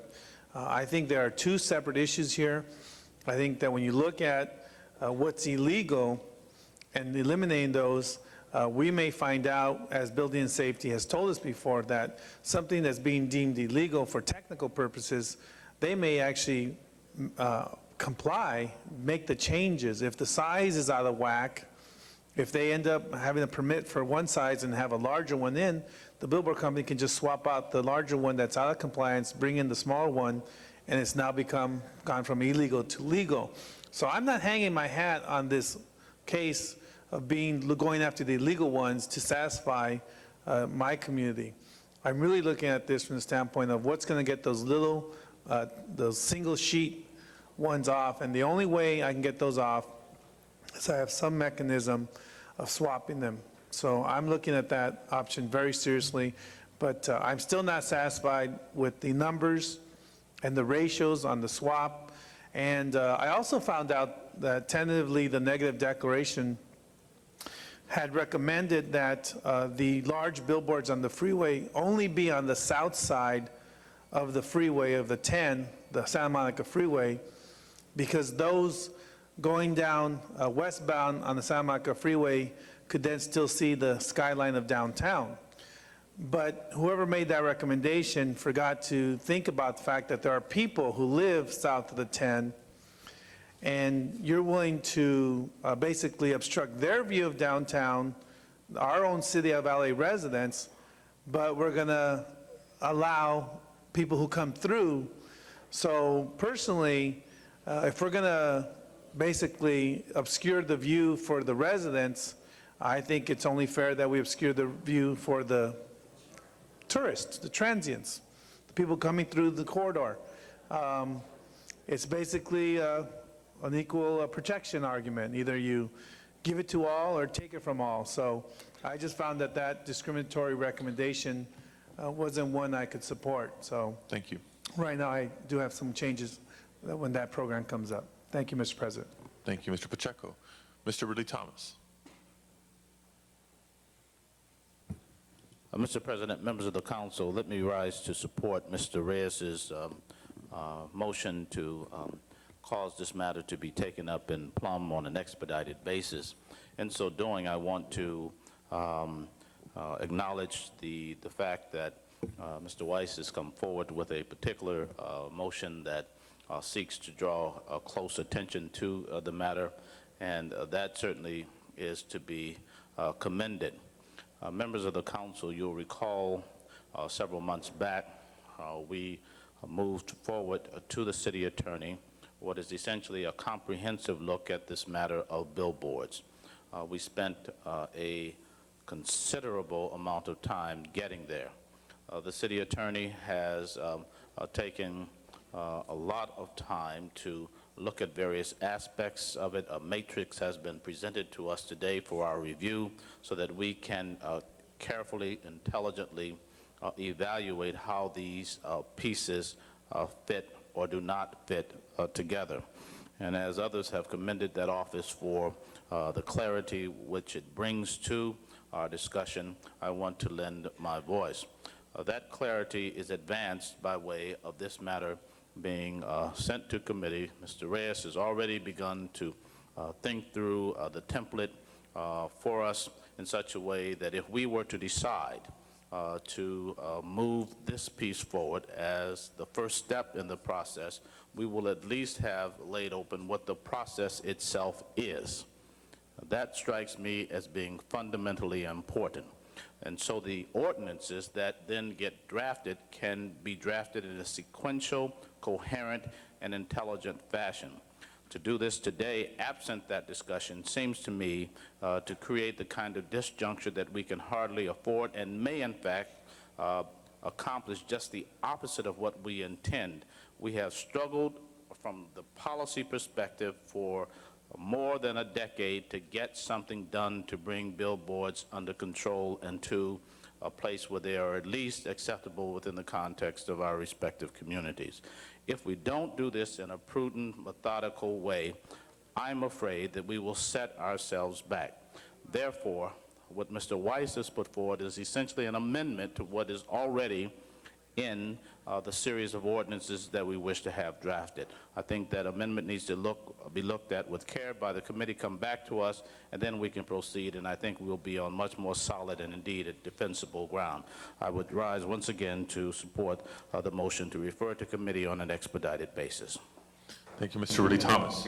Ms. Hahn. Thank you, Mr. President, members of the council.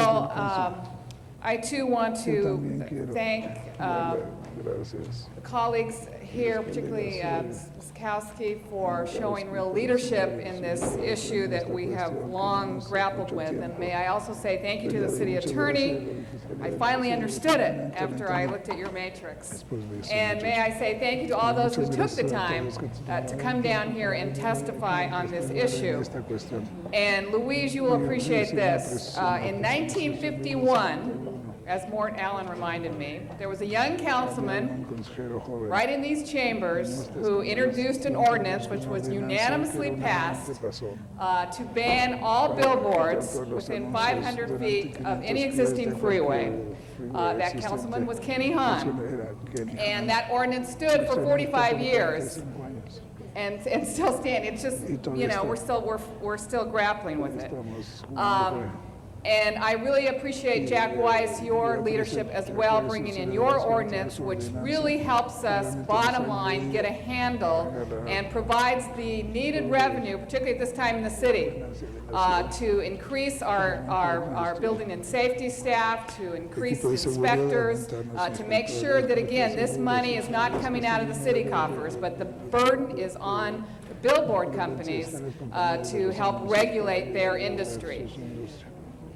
while I'm in favor of everything we're doing, I must say, and I know it's not going to make everybody happy, but while a strong ban on future billboards is important, and we're even offering some exceptions in particular districts, and clearly, while we're going to finally identify the legal and illegal billboards in this city, and we're going to make it easy for residents to identify illegal billboards so that they may pay a part in phoning in illegal billboards. What this doesn't help me with right now is ridding my district of legal billboards, which have caused an enormous blight, devaluation, and have destroyed neighborhoods. It's probably one of the biggest complaints I get is from my residents to say, how can we get rid of those billboards that have just sprung up all over the neighborhoods that are obstructing the view of average people, of kids going to and from school. Those are what, in my opinion, has degraded our neighborhoods more than anything that has happened, and that's what I need help getting rid of. And while I see we have an option of state legislation of G&H, you know, I hate to tie anything we're doing down here in the city on our wonderful state legislators, because that's risky. We don't always know how they're going to act. I need something now that helps me ban future billboards, target illegal billboards, but getting rid of legal billboards in my neighborhoods that is really destroying the quality of life. So I am in favor of sending this to committee, seeing if we might make sure there's something in there that we have the authority to get rid of legal billboards in our neighborhoods while we move forward with this ordinance. So thank you very much. Thank you. Mr. Lamonge. Mr. President, members of the council, thank you very much. Yesterday was, I think, the prettiest day in Los Angeles. Big, beautiful clouds. Today's a beautiful day in Los Angeles. Today's a great day for the city council because our city attorney came here, and I second the motion, Ms. Hahn, that was the best matrix that I've ever seen to understand an issue. This billboard issue that's been going on, and you mentioned your great father and the work that he did years ago in the billboards. I support Mr. Wise, Jack Weiss, in the effort that he is doing. I support Cindy Misikowski. I support what the city director of planning spoke of about supplemental use districts. Maybe not just in Hollywood, but maybe in corridors in the city that meets approval. I don't support what my great colleague from the 14th district spoke of, because when you pass on that great Interstate 10 through the city of Los Angeles, and you see the Los Angeles Times, big print shop there, you look up at this great skyline that Gil Lindsay and Tom Bradley and John Ferraro built and others built. And that should always be free, I believe. When you ride on the freeways, they should be free of the visual blight, and we should pay attention to the safety of traffic. If you drive out the Santa Monica Freeway west of the Harbor Freeway right now, you see the great job that Caltrans has done and re-landscaping. And you see the flowers starting to bloom and blossom. But that area is not irritated by billboards and other sites. We should keep our hands on the wheels and focus and not collide and focus. I just wanted to say, too, that our cities all around us, what they're doing, West Hollywood does support new billboards only on Sunset Boulevard. Beverly Hills issues permits, but they're very restricted in just a few areas. No new billboards in Glendale. Burbank, 16 billboards in the city. Billboards are restricted to relatively few areas. Pasadena, billboards are restricted to relatively few areas. Commerce, city ordinance does not allow billboards. Santa Monica, new billboards are forbidden. Culver City, new billboards are forbidden. Torrance, new billboards are forbidden. Agoura Hills, where Fran Pravli came from, former councilwoman, now assembly member, ordinance banned all new billboards. Long Beach, billboards are restricted to certain areas. San Jose, no new billboards. Billboards outlawed in San Francisco 30 years ago. Santa Ana, San Diego, no new billboards allowed. All this is pressure on us now, so we must do the right thing. I want to support Jack Weiss today, but I also want to support Ed Reyes and come together so we come back here with the right plan for the people of Los Angeles that will be for the future generations, and that they do see the beautiful skyline and the great mountains that surround the city of Los Angeles. Thank you.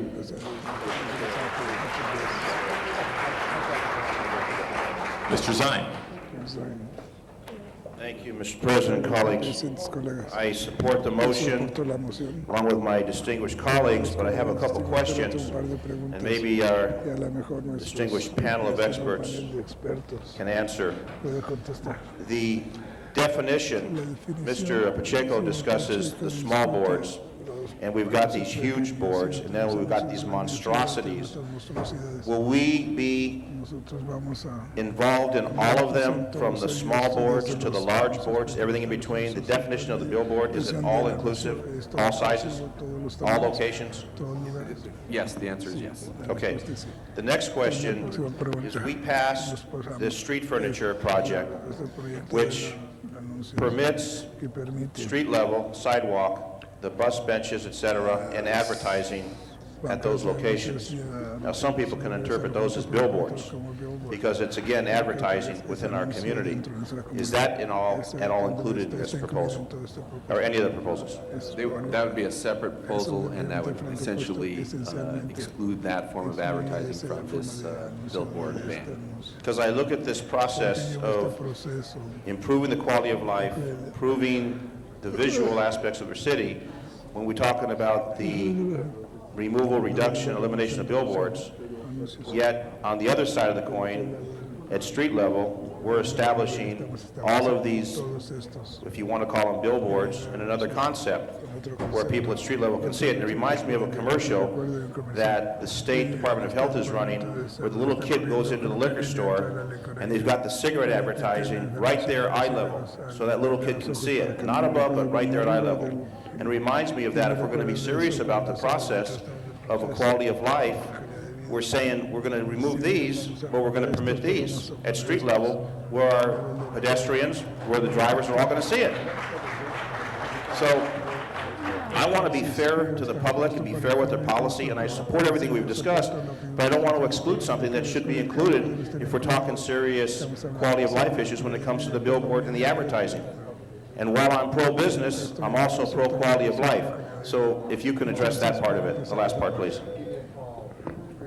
Well, again, I think what we tried to do today was to take a step back and frame the debate. We laid out a number of alternatives. Alternative G and or H would give us the flexibility to deal with any form of billboard advertising, including the one you discussed, which currently we do not have because of state law. So I believe we do have that opportunity. I hope that through the comprehensive approach we've taken, we will be able to solve the problem of billboard blight, including issues that you have raised today. So the umbrella will cover all of them? G and H would be able to cover both of them, all these issues, all of these issues. Okay, so there will be no exclusions. Thank you very much. Mr. Weiss. Thank you, Mr. President. Colleagues, a couple of matters. First, I would formally move approval of the ordinance today. Second, I want to offer a brief amendment which would go in the second paragraph, 91.6205.18.2, fees for inspection. After the sentence reading, "The fee will be used to finance the costs of administering the inspection program," insert the following sentence: "Payment of the fee shall not create a presumption that the sign is lawfully erected, as that term is defined in section 91.6202.3 of this code." Housekeeping point number 3, I take it from discussions with council that the ordinance as proposed is exempt from CEQA. Am I correct in that understanding? Okay. Finally, colleagues, I would tell you that we have today the chance to make a difference in this city. This ordinance has been moved. It is before you. And there is no good reason not to act on this. Because Approving this ordinance keeps all your other options open. Approving this ordinance allows you to continue the strong efforts of my colleague, Mr. Ridley Thomas. It allows Mr. Reyes the opportunity to consider all of the future policy options for billboards in his committee. It allows Ms. Misikowski the option to have her proposal for a ban and a tax to be considered and debated. But we need a baseline. We need to get the job done. I mean, and how many of you up here aren't convinced that the people of this city have spoken loudly and they have spoken long enough, and it is time for us to act? We are a policy-making body. We need to make policy for this city. We need to stand for something in this body, and it is time that we stand here for what is a very reasonable program, an inspection program and a fee. I would like to ask Mr. Kine, who's here from the Building and Safety Department, if you could hold my time, please, if he could come forward and just explain to us the mechanics of how the Building and Safety Department, with a program that is funded, pay as you go, as the ordinance before you is, can start to get a handle on the problem of illegal billboards in this city. Mr. Kine? Thank you very much. Dave Keim, I'm Chief of Building and Safety's Code Enforcement Bureau. Last week, at the urging of council, the department turned in a report which basically addressed various amending motions that were passed last June. And in that report basically puts enforcement into three categories. It describes what first has to happen is a survey of the city in order to create a database that identifies both legal and illegal signs. We've thought about it very long and hard over the last year. Really, the only practical way of making an accurate database is to do a citywide survey. It would certainly help to compel sign company owners to submit the list and permits as well. That would certainly expedite that process, but we still need to do a survey. So the report addresses staffing needs to accomplish that. The second thing it addresses is the approximate 40% that we've heard of those that we think may be in some kind of technical violation. It addresses the staffing needs to do enforcement work in conjunction with the city attorney's office to bring those into compliance. And then the third element of the report is the staffing levels for every year after the initial survey and the enforcement work to do an annual inspection program of whatever is left out there in terms of legal signs. And we think that's an important element because it can get out of hand again if we don't monitor it after that point. That's what's happened over the last few decades. So Councilman Weiss's proposal here, the department's had a chance to review it, and it's very consistent with the report that we've just recently submitted last week. Colleagues, I would just urge you, as my colleague Ms. Misikowski has pointed out, this council has debated this issue and began a real strong substantive debate over 6 months ago. As far as I'm concerned, we are at the closure point of the necessary debate. And we need to not send this to committee and have more debates. We need to act and give the people a program that they deserve.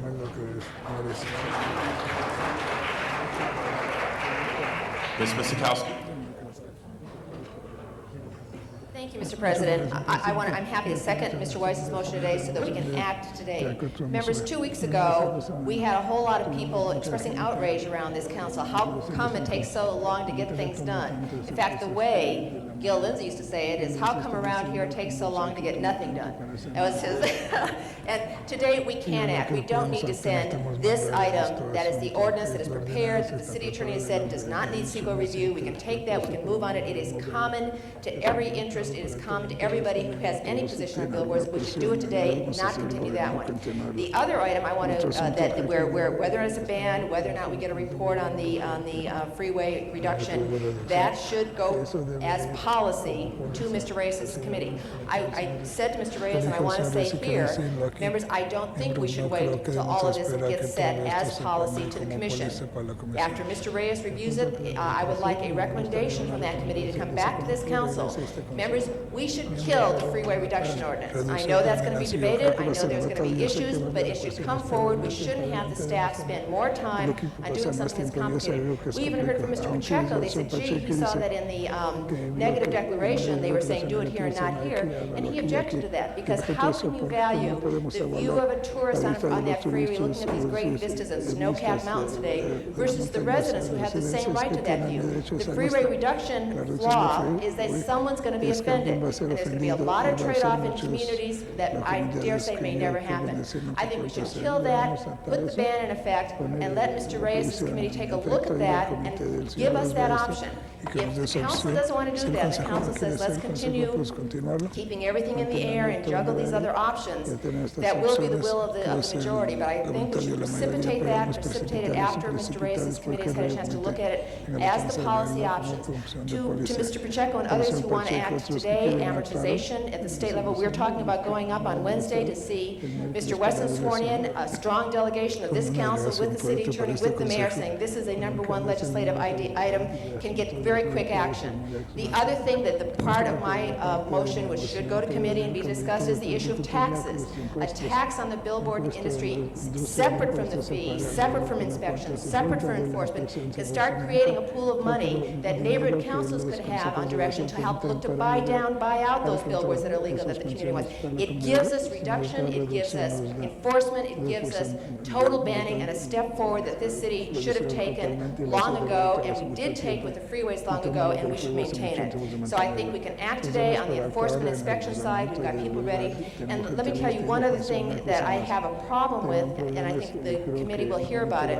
When the billboard, the freeway reduction thing comes to commission, when it can come to commission, there is right now, that has been published by the planning department, a negative declaration saying it doesn't have CEQA consequences, or doesn't have environmental consequences.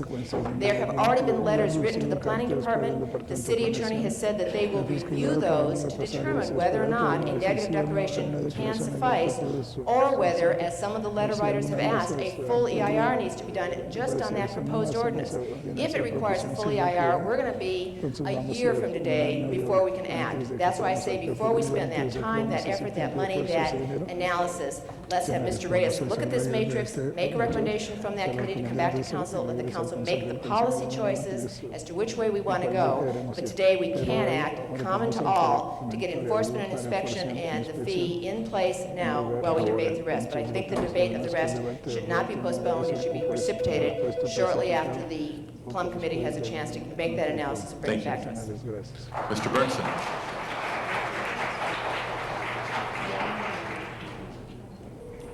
I moved the previous question over the time, Madam. Okay. No, okay, well, you don't want it, I'm going to talk to you.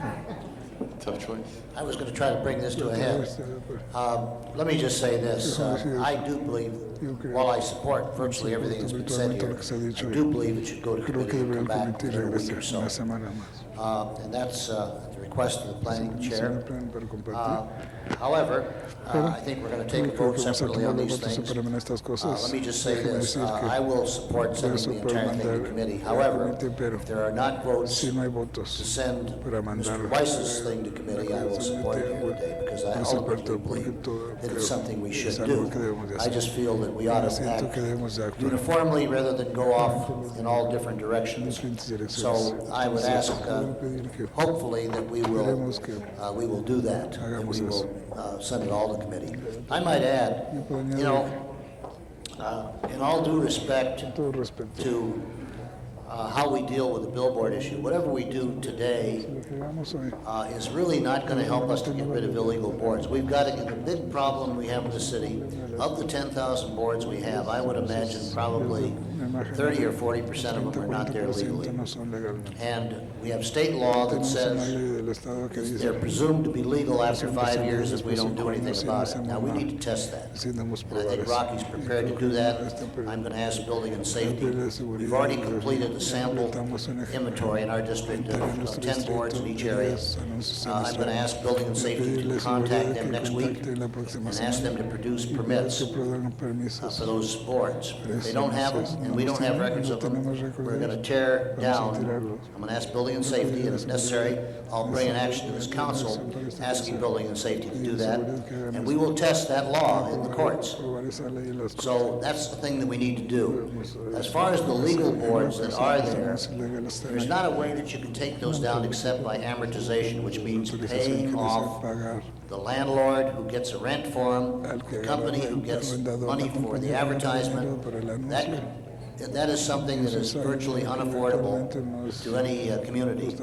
But there are ways of dealing with this. If we're going to permit signs of any kind in new areas, such as entertainment districts or wherever we may do it, we can, by variance, we can require conditions that we mitigate whatever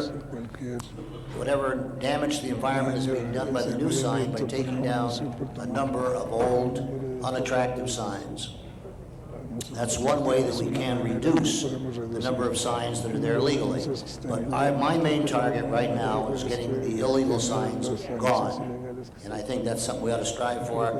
I think Mr. Weiss's ordinance will help, and I think that we're moving in the right direction. There's a lot of cities, and I happened to have been out in Santa Clarita last weekend because I had to go out and look at their Metrolink station. And I can tell you, one thing you noticed was beautiful. You could see the hills and everything else because there were no billboards. Thank you, Mr. Burns. Mr. Pacheco. Mr. President, colleagues, I just want to clarify the record that Mr. Labange especially, it's not my intention, it wasn't my intention to convey that I was not concerned about the skyline. What I'm trying to convey is if you're going to obstruct the skyline, let's not discriminate against the poor residents who live south of the 10 in favor of the residents or the people in the world who have the luxury of driving around in a vehicle.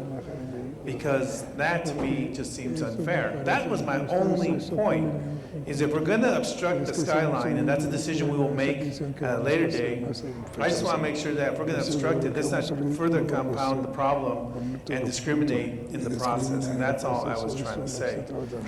I'm not trying to suggest that we do anything, or we're not making that decision today.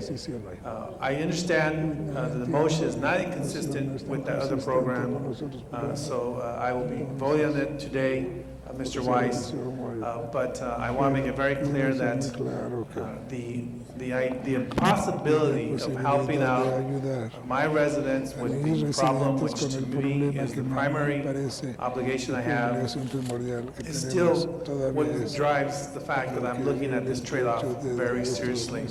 If someone has an alternative to how I can address these single-sheet billboards that are 90% owned by a company called Vista Media. So if you drive around the poor neighborhoods and you look around and you see Vista Media in the poor neighborhoods, but you don't see them in the more affluent neighborhoods, I want you to come up with a solution that addresses that problem, because the swap is a very attractive solution at this juncture of the debate.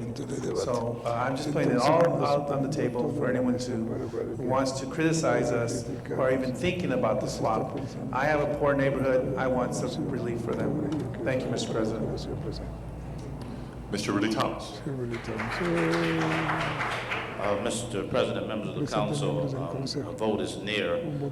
I simply want to salute Ms. Zukowski's candor and her assertion to kill the big billboard reduction ordinance. Never have I heard her be so forthcoming with a verb that strong. Let me, and to think of it on the day that we declare nonviolence in the city. Send her that proclamation, will you? The difficulty that I, free at last, the difficulty that I have with the matter is simply this. The notion of a ban is insufficient. It is inadequate. It does not give relief to the communities throughout this city that deserve it and have deserved it for such a long time.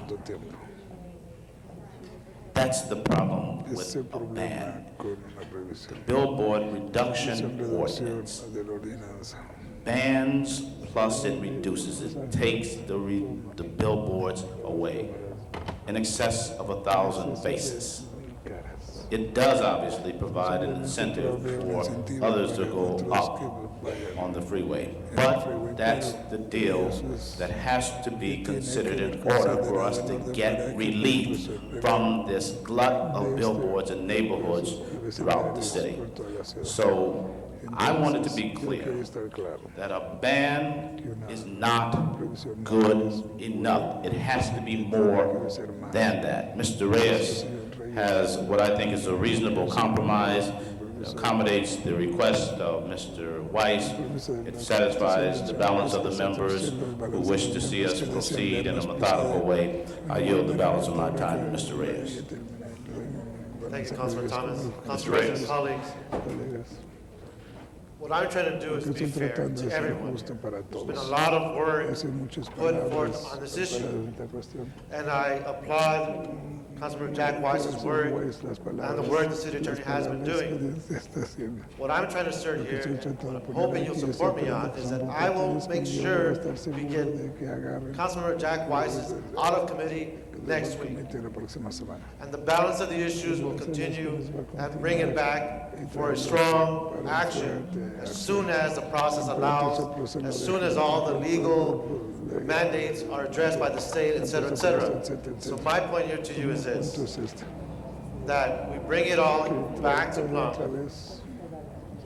I will make sure that we get Councilman Weiss's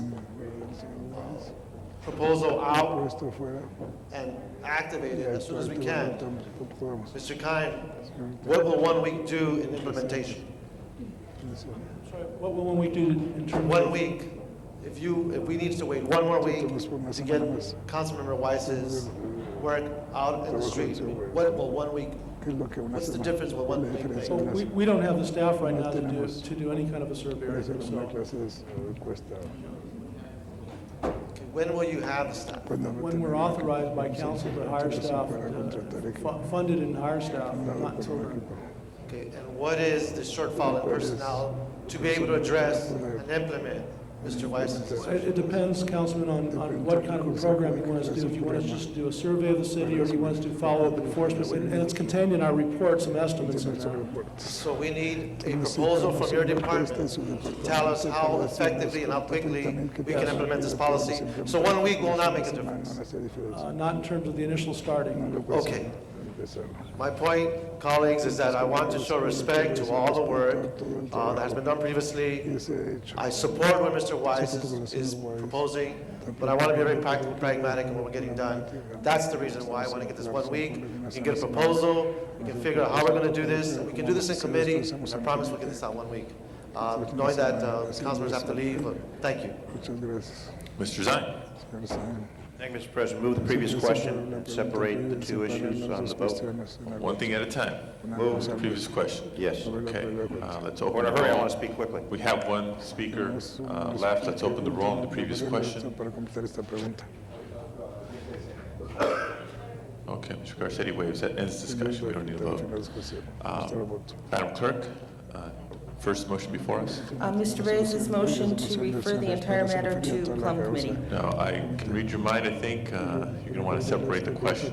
There's a discussion of whether we send all matters to committee or do we separate the Weiss initiated ordinance and vote on sending the balance of the items to committee and vote on the Weiss motion today. Let's take a vote on the separation of the question. A yes vote separates the matters. A no vote keeps all the matters together to be referred to committee. Is that clear? A yes vote separates the matters. A no vote keeps the package going to committee. Madam Clerk, please open the roll. Close the roll. Tabulate the vote. 8 ayes, 4 noes. That passes.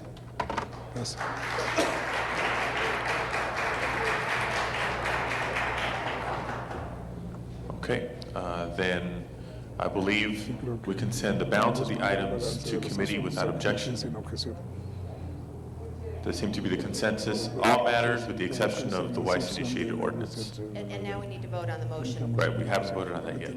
All other matters have been sent to committee. Now, a vote on the ordinance. It's been presented to us. And there is an amendment and a new ordinance is in front of the council. There's a copy of the new ordinance here. Okay, so this is a first reading on an ordinance. Is there a question? Mr. City Attorney. It is important that that the council make a finding on the record that this ordinance is exempt from CEQA. So, yes. As was discussed earlier. As was discussed, we need to make it a formal finding on the record. Okay, thank you. Then, if there's no questions, please open the roll on the findings. Close the roll. Tabulate the vote. 12 ayes.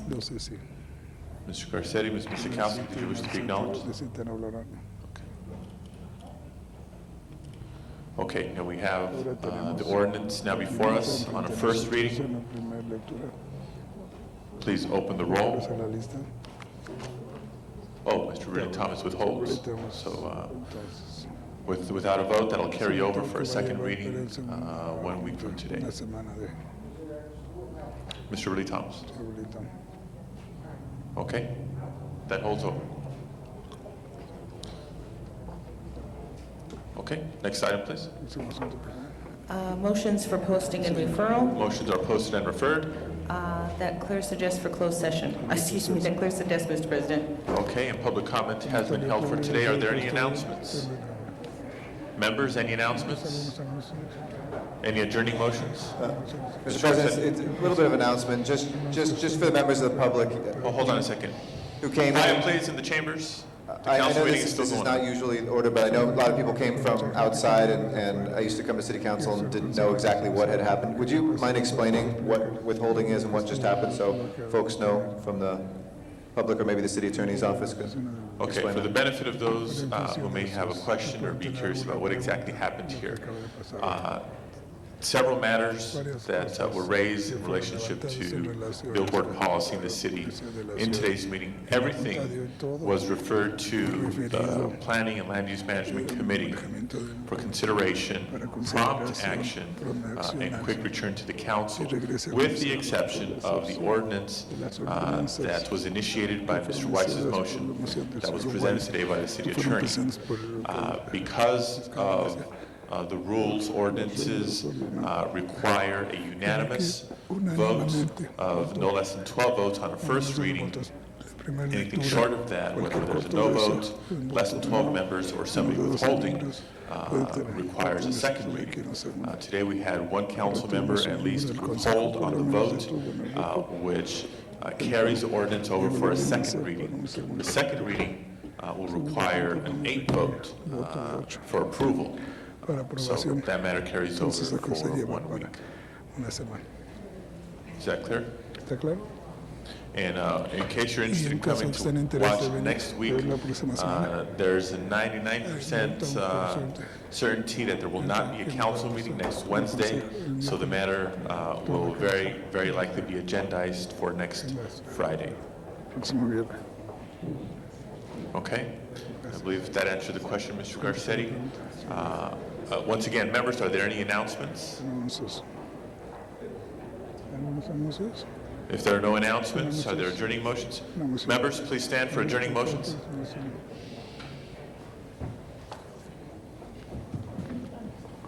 If we can have everybody in the audience, please stand in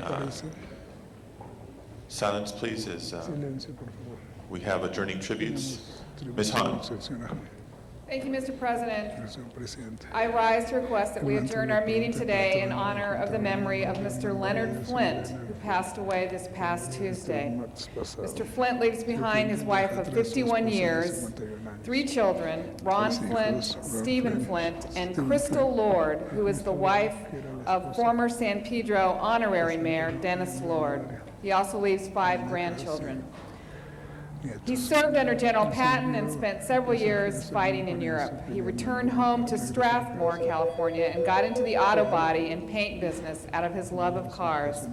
He went on to own his own shop in Porterville and became a respected businessman. Leonard and his wife helped to found the Faith Baptist Church in Strathmore and served as leaders of youth groups and in the music and choir programs. Mr. President and members, I ask you to join me in honoring the memory of Mr. Leonard Flint. Any other motions? Madam Clerk, please call the roll.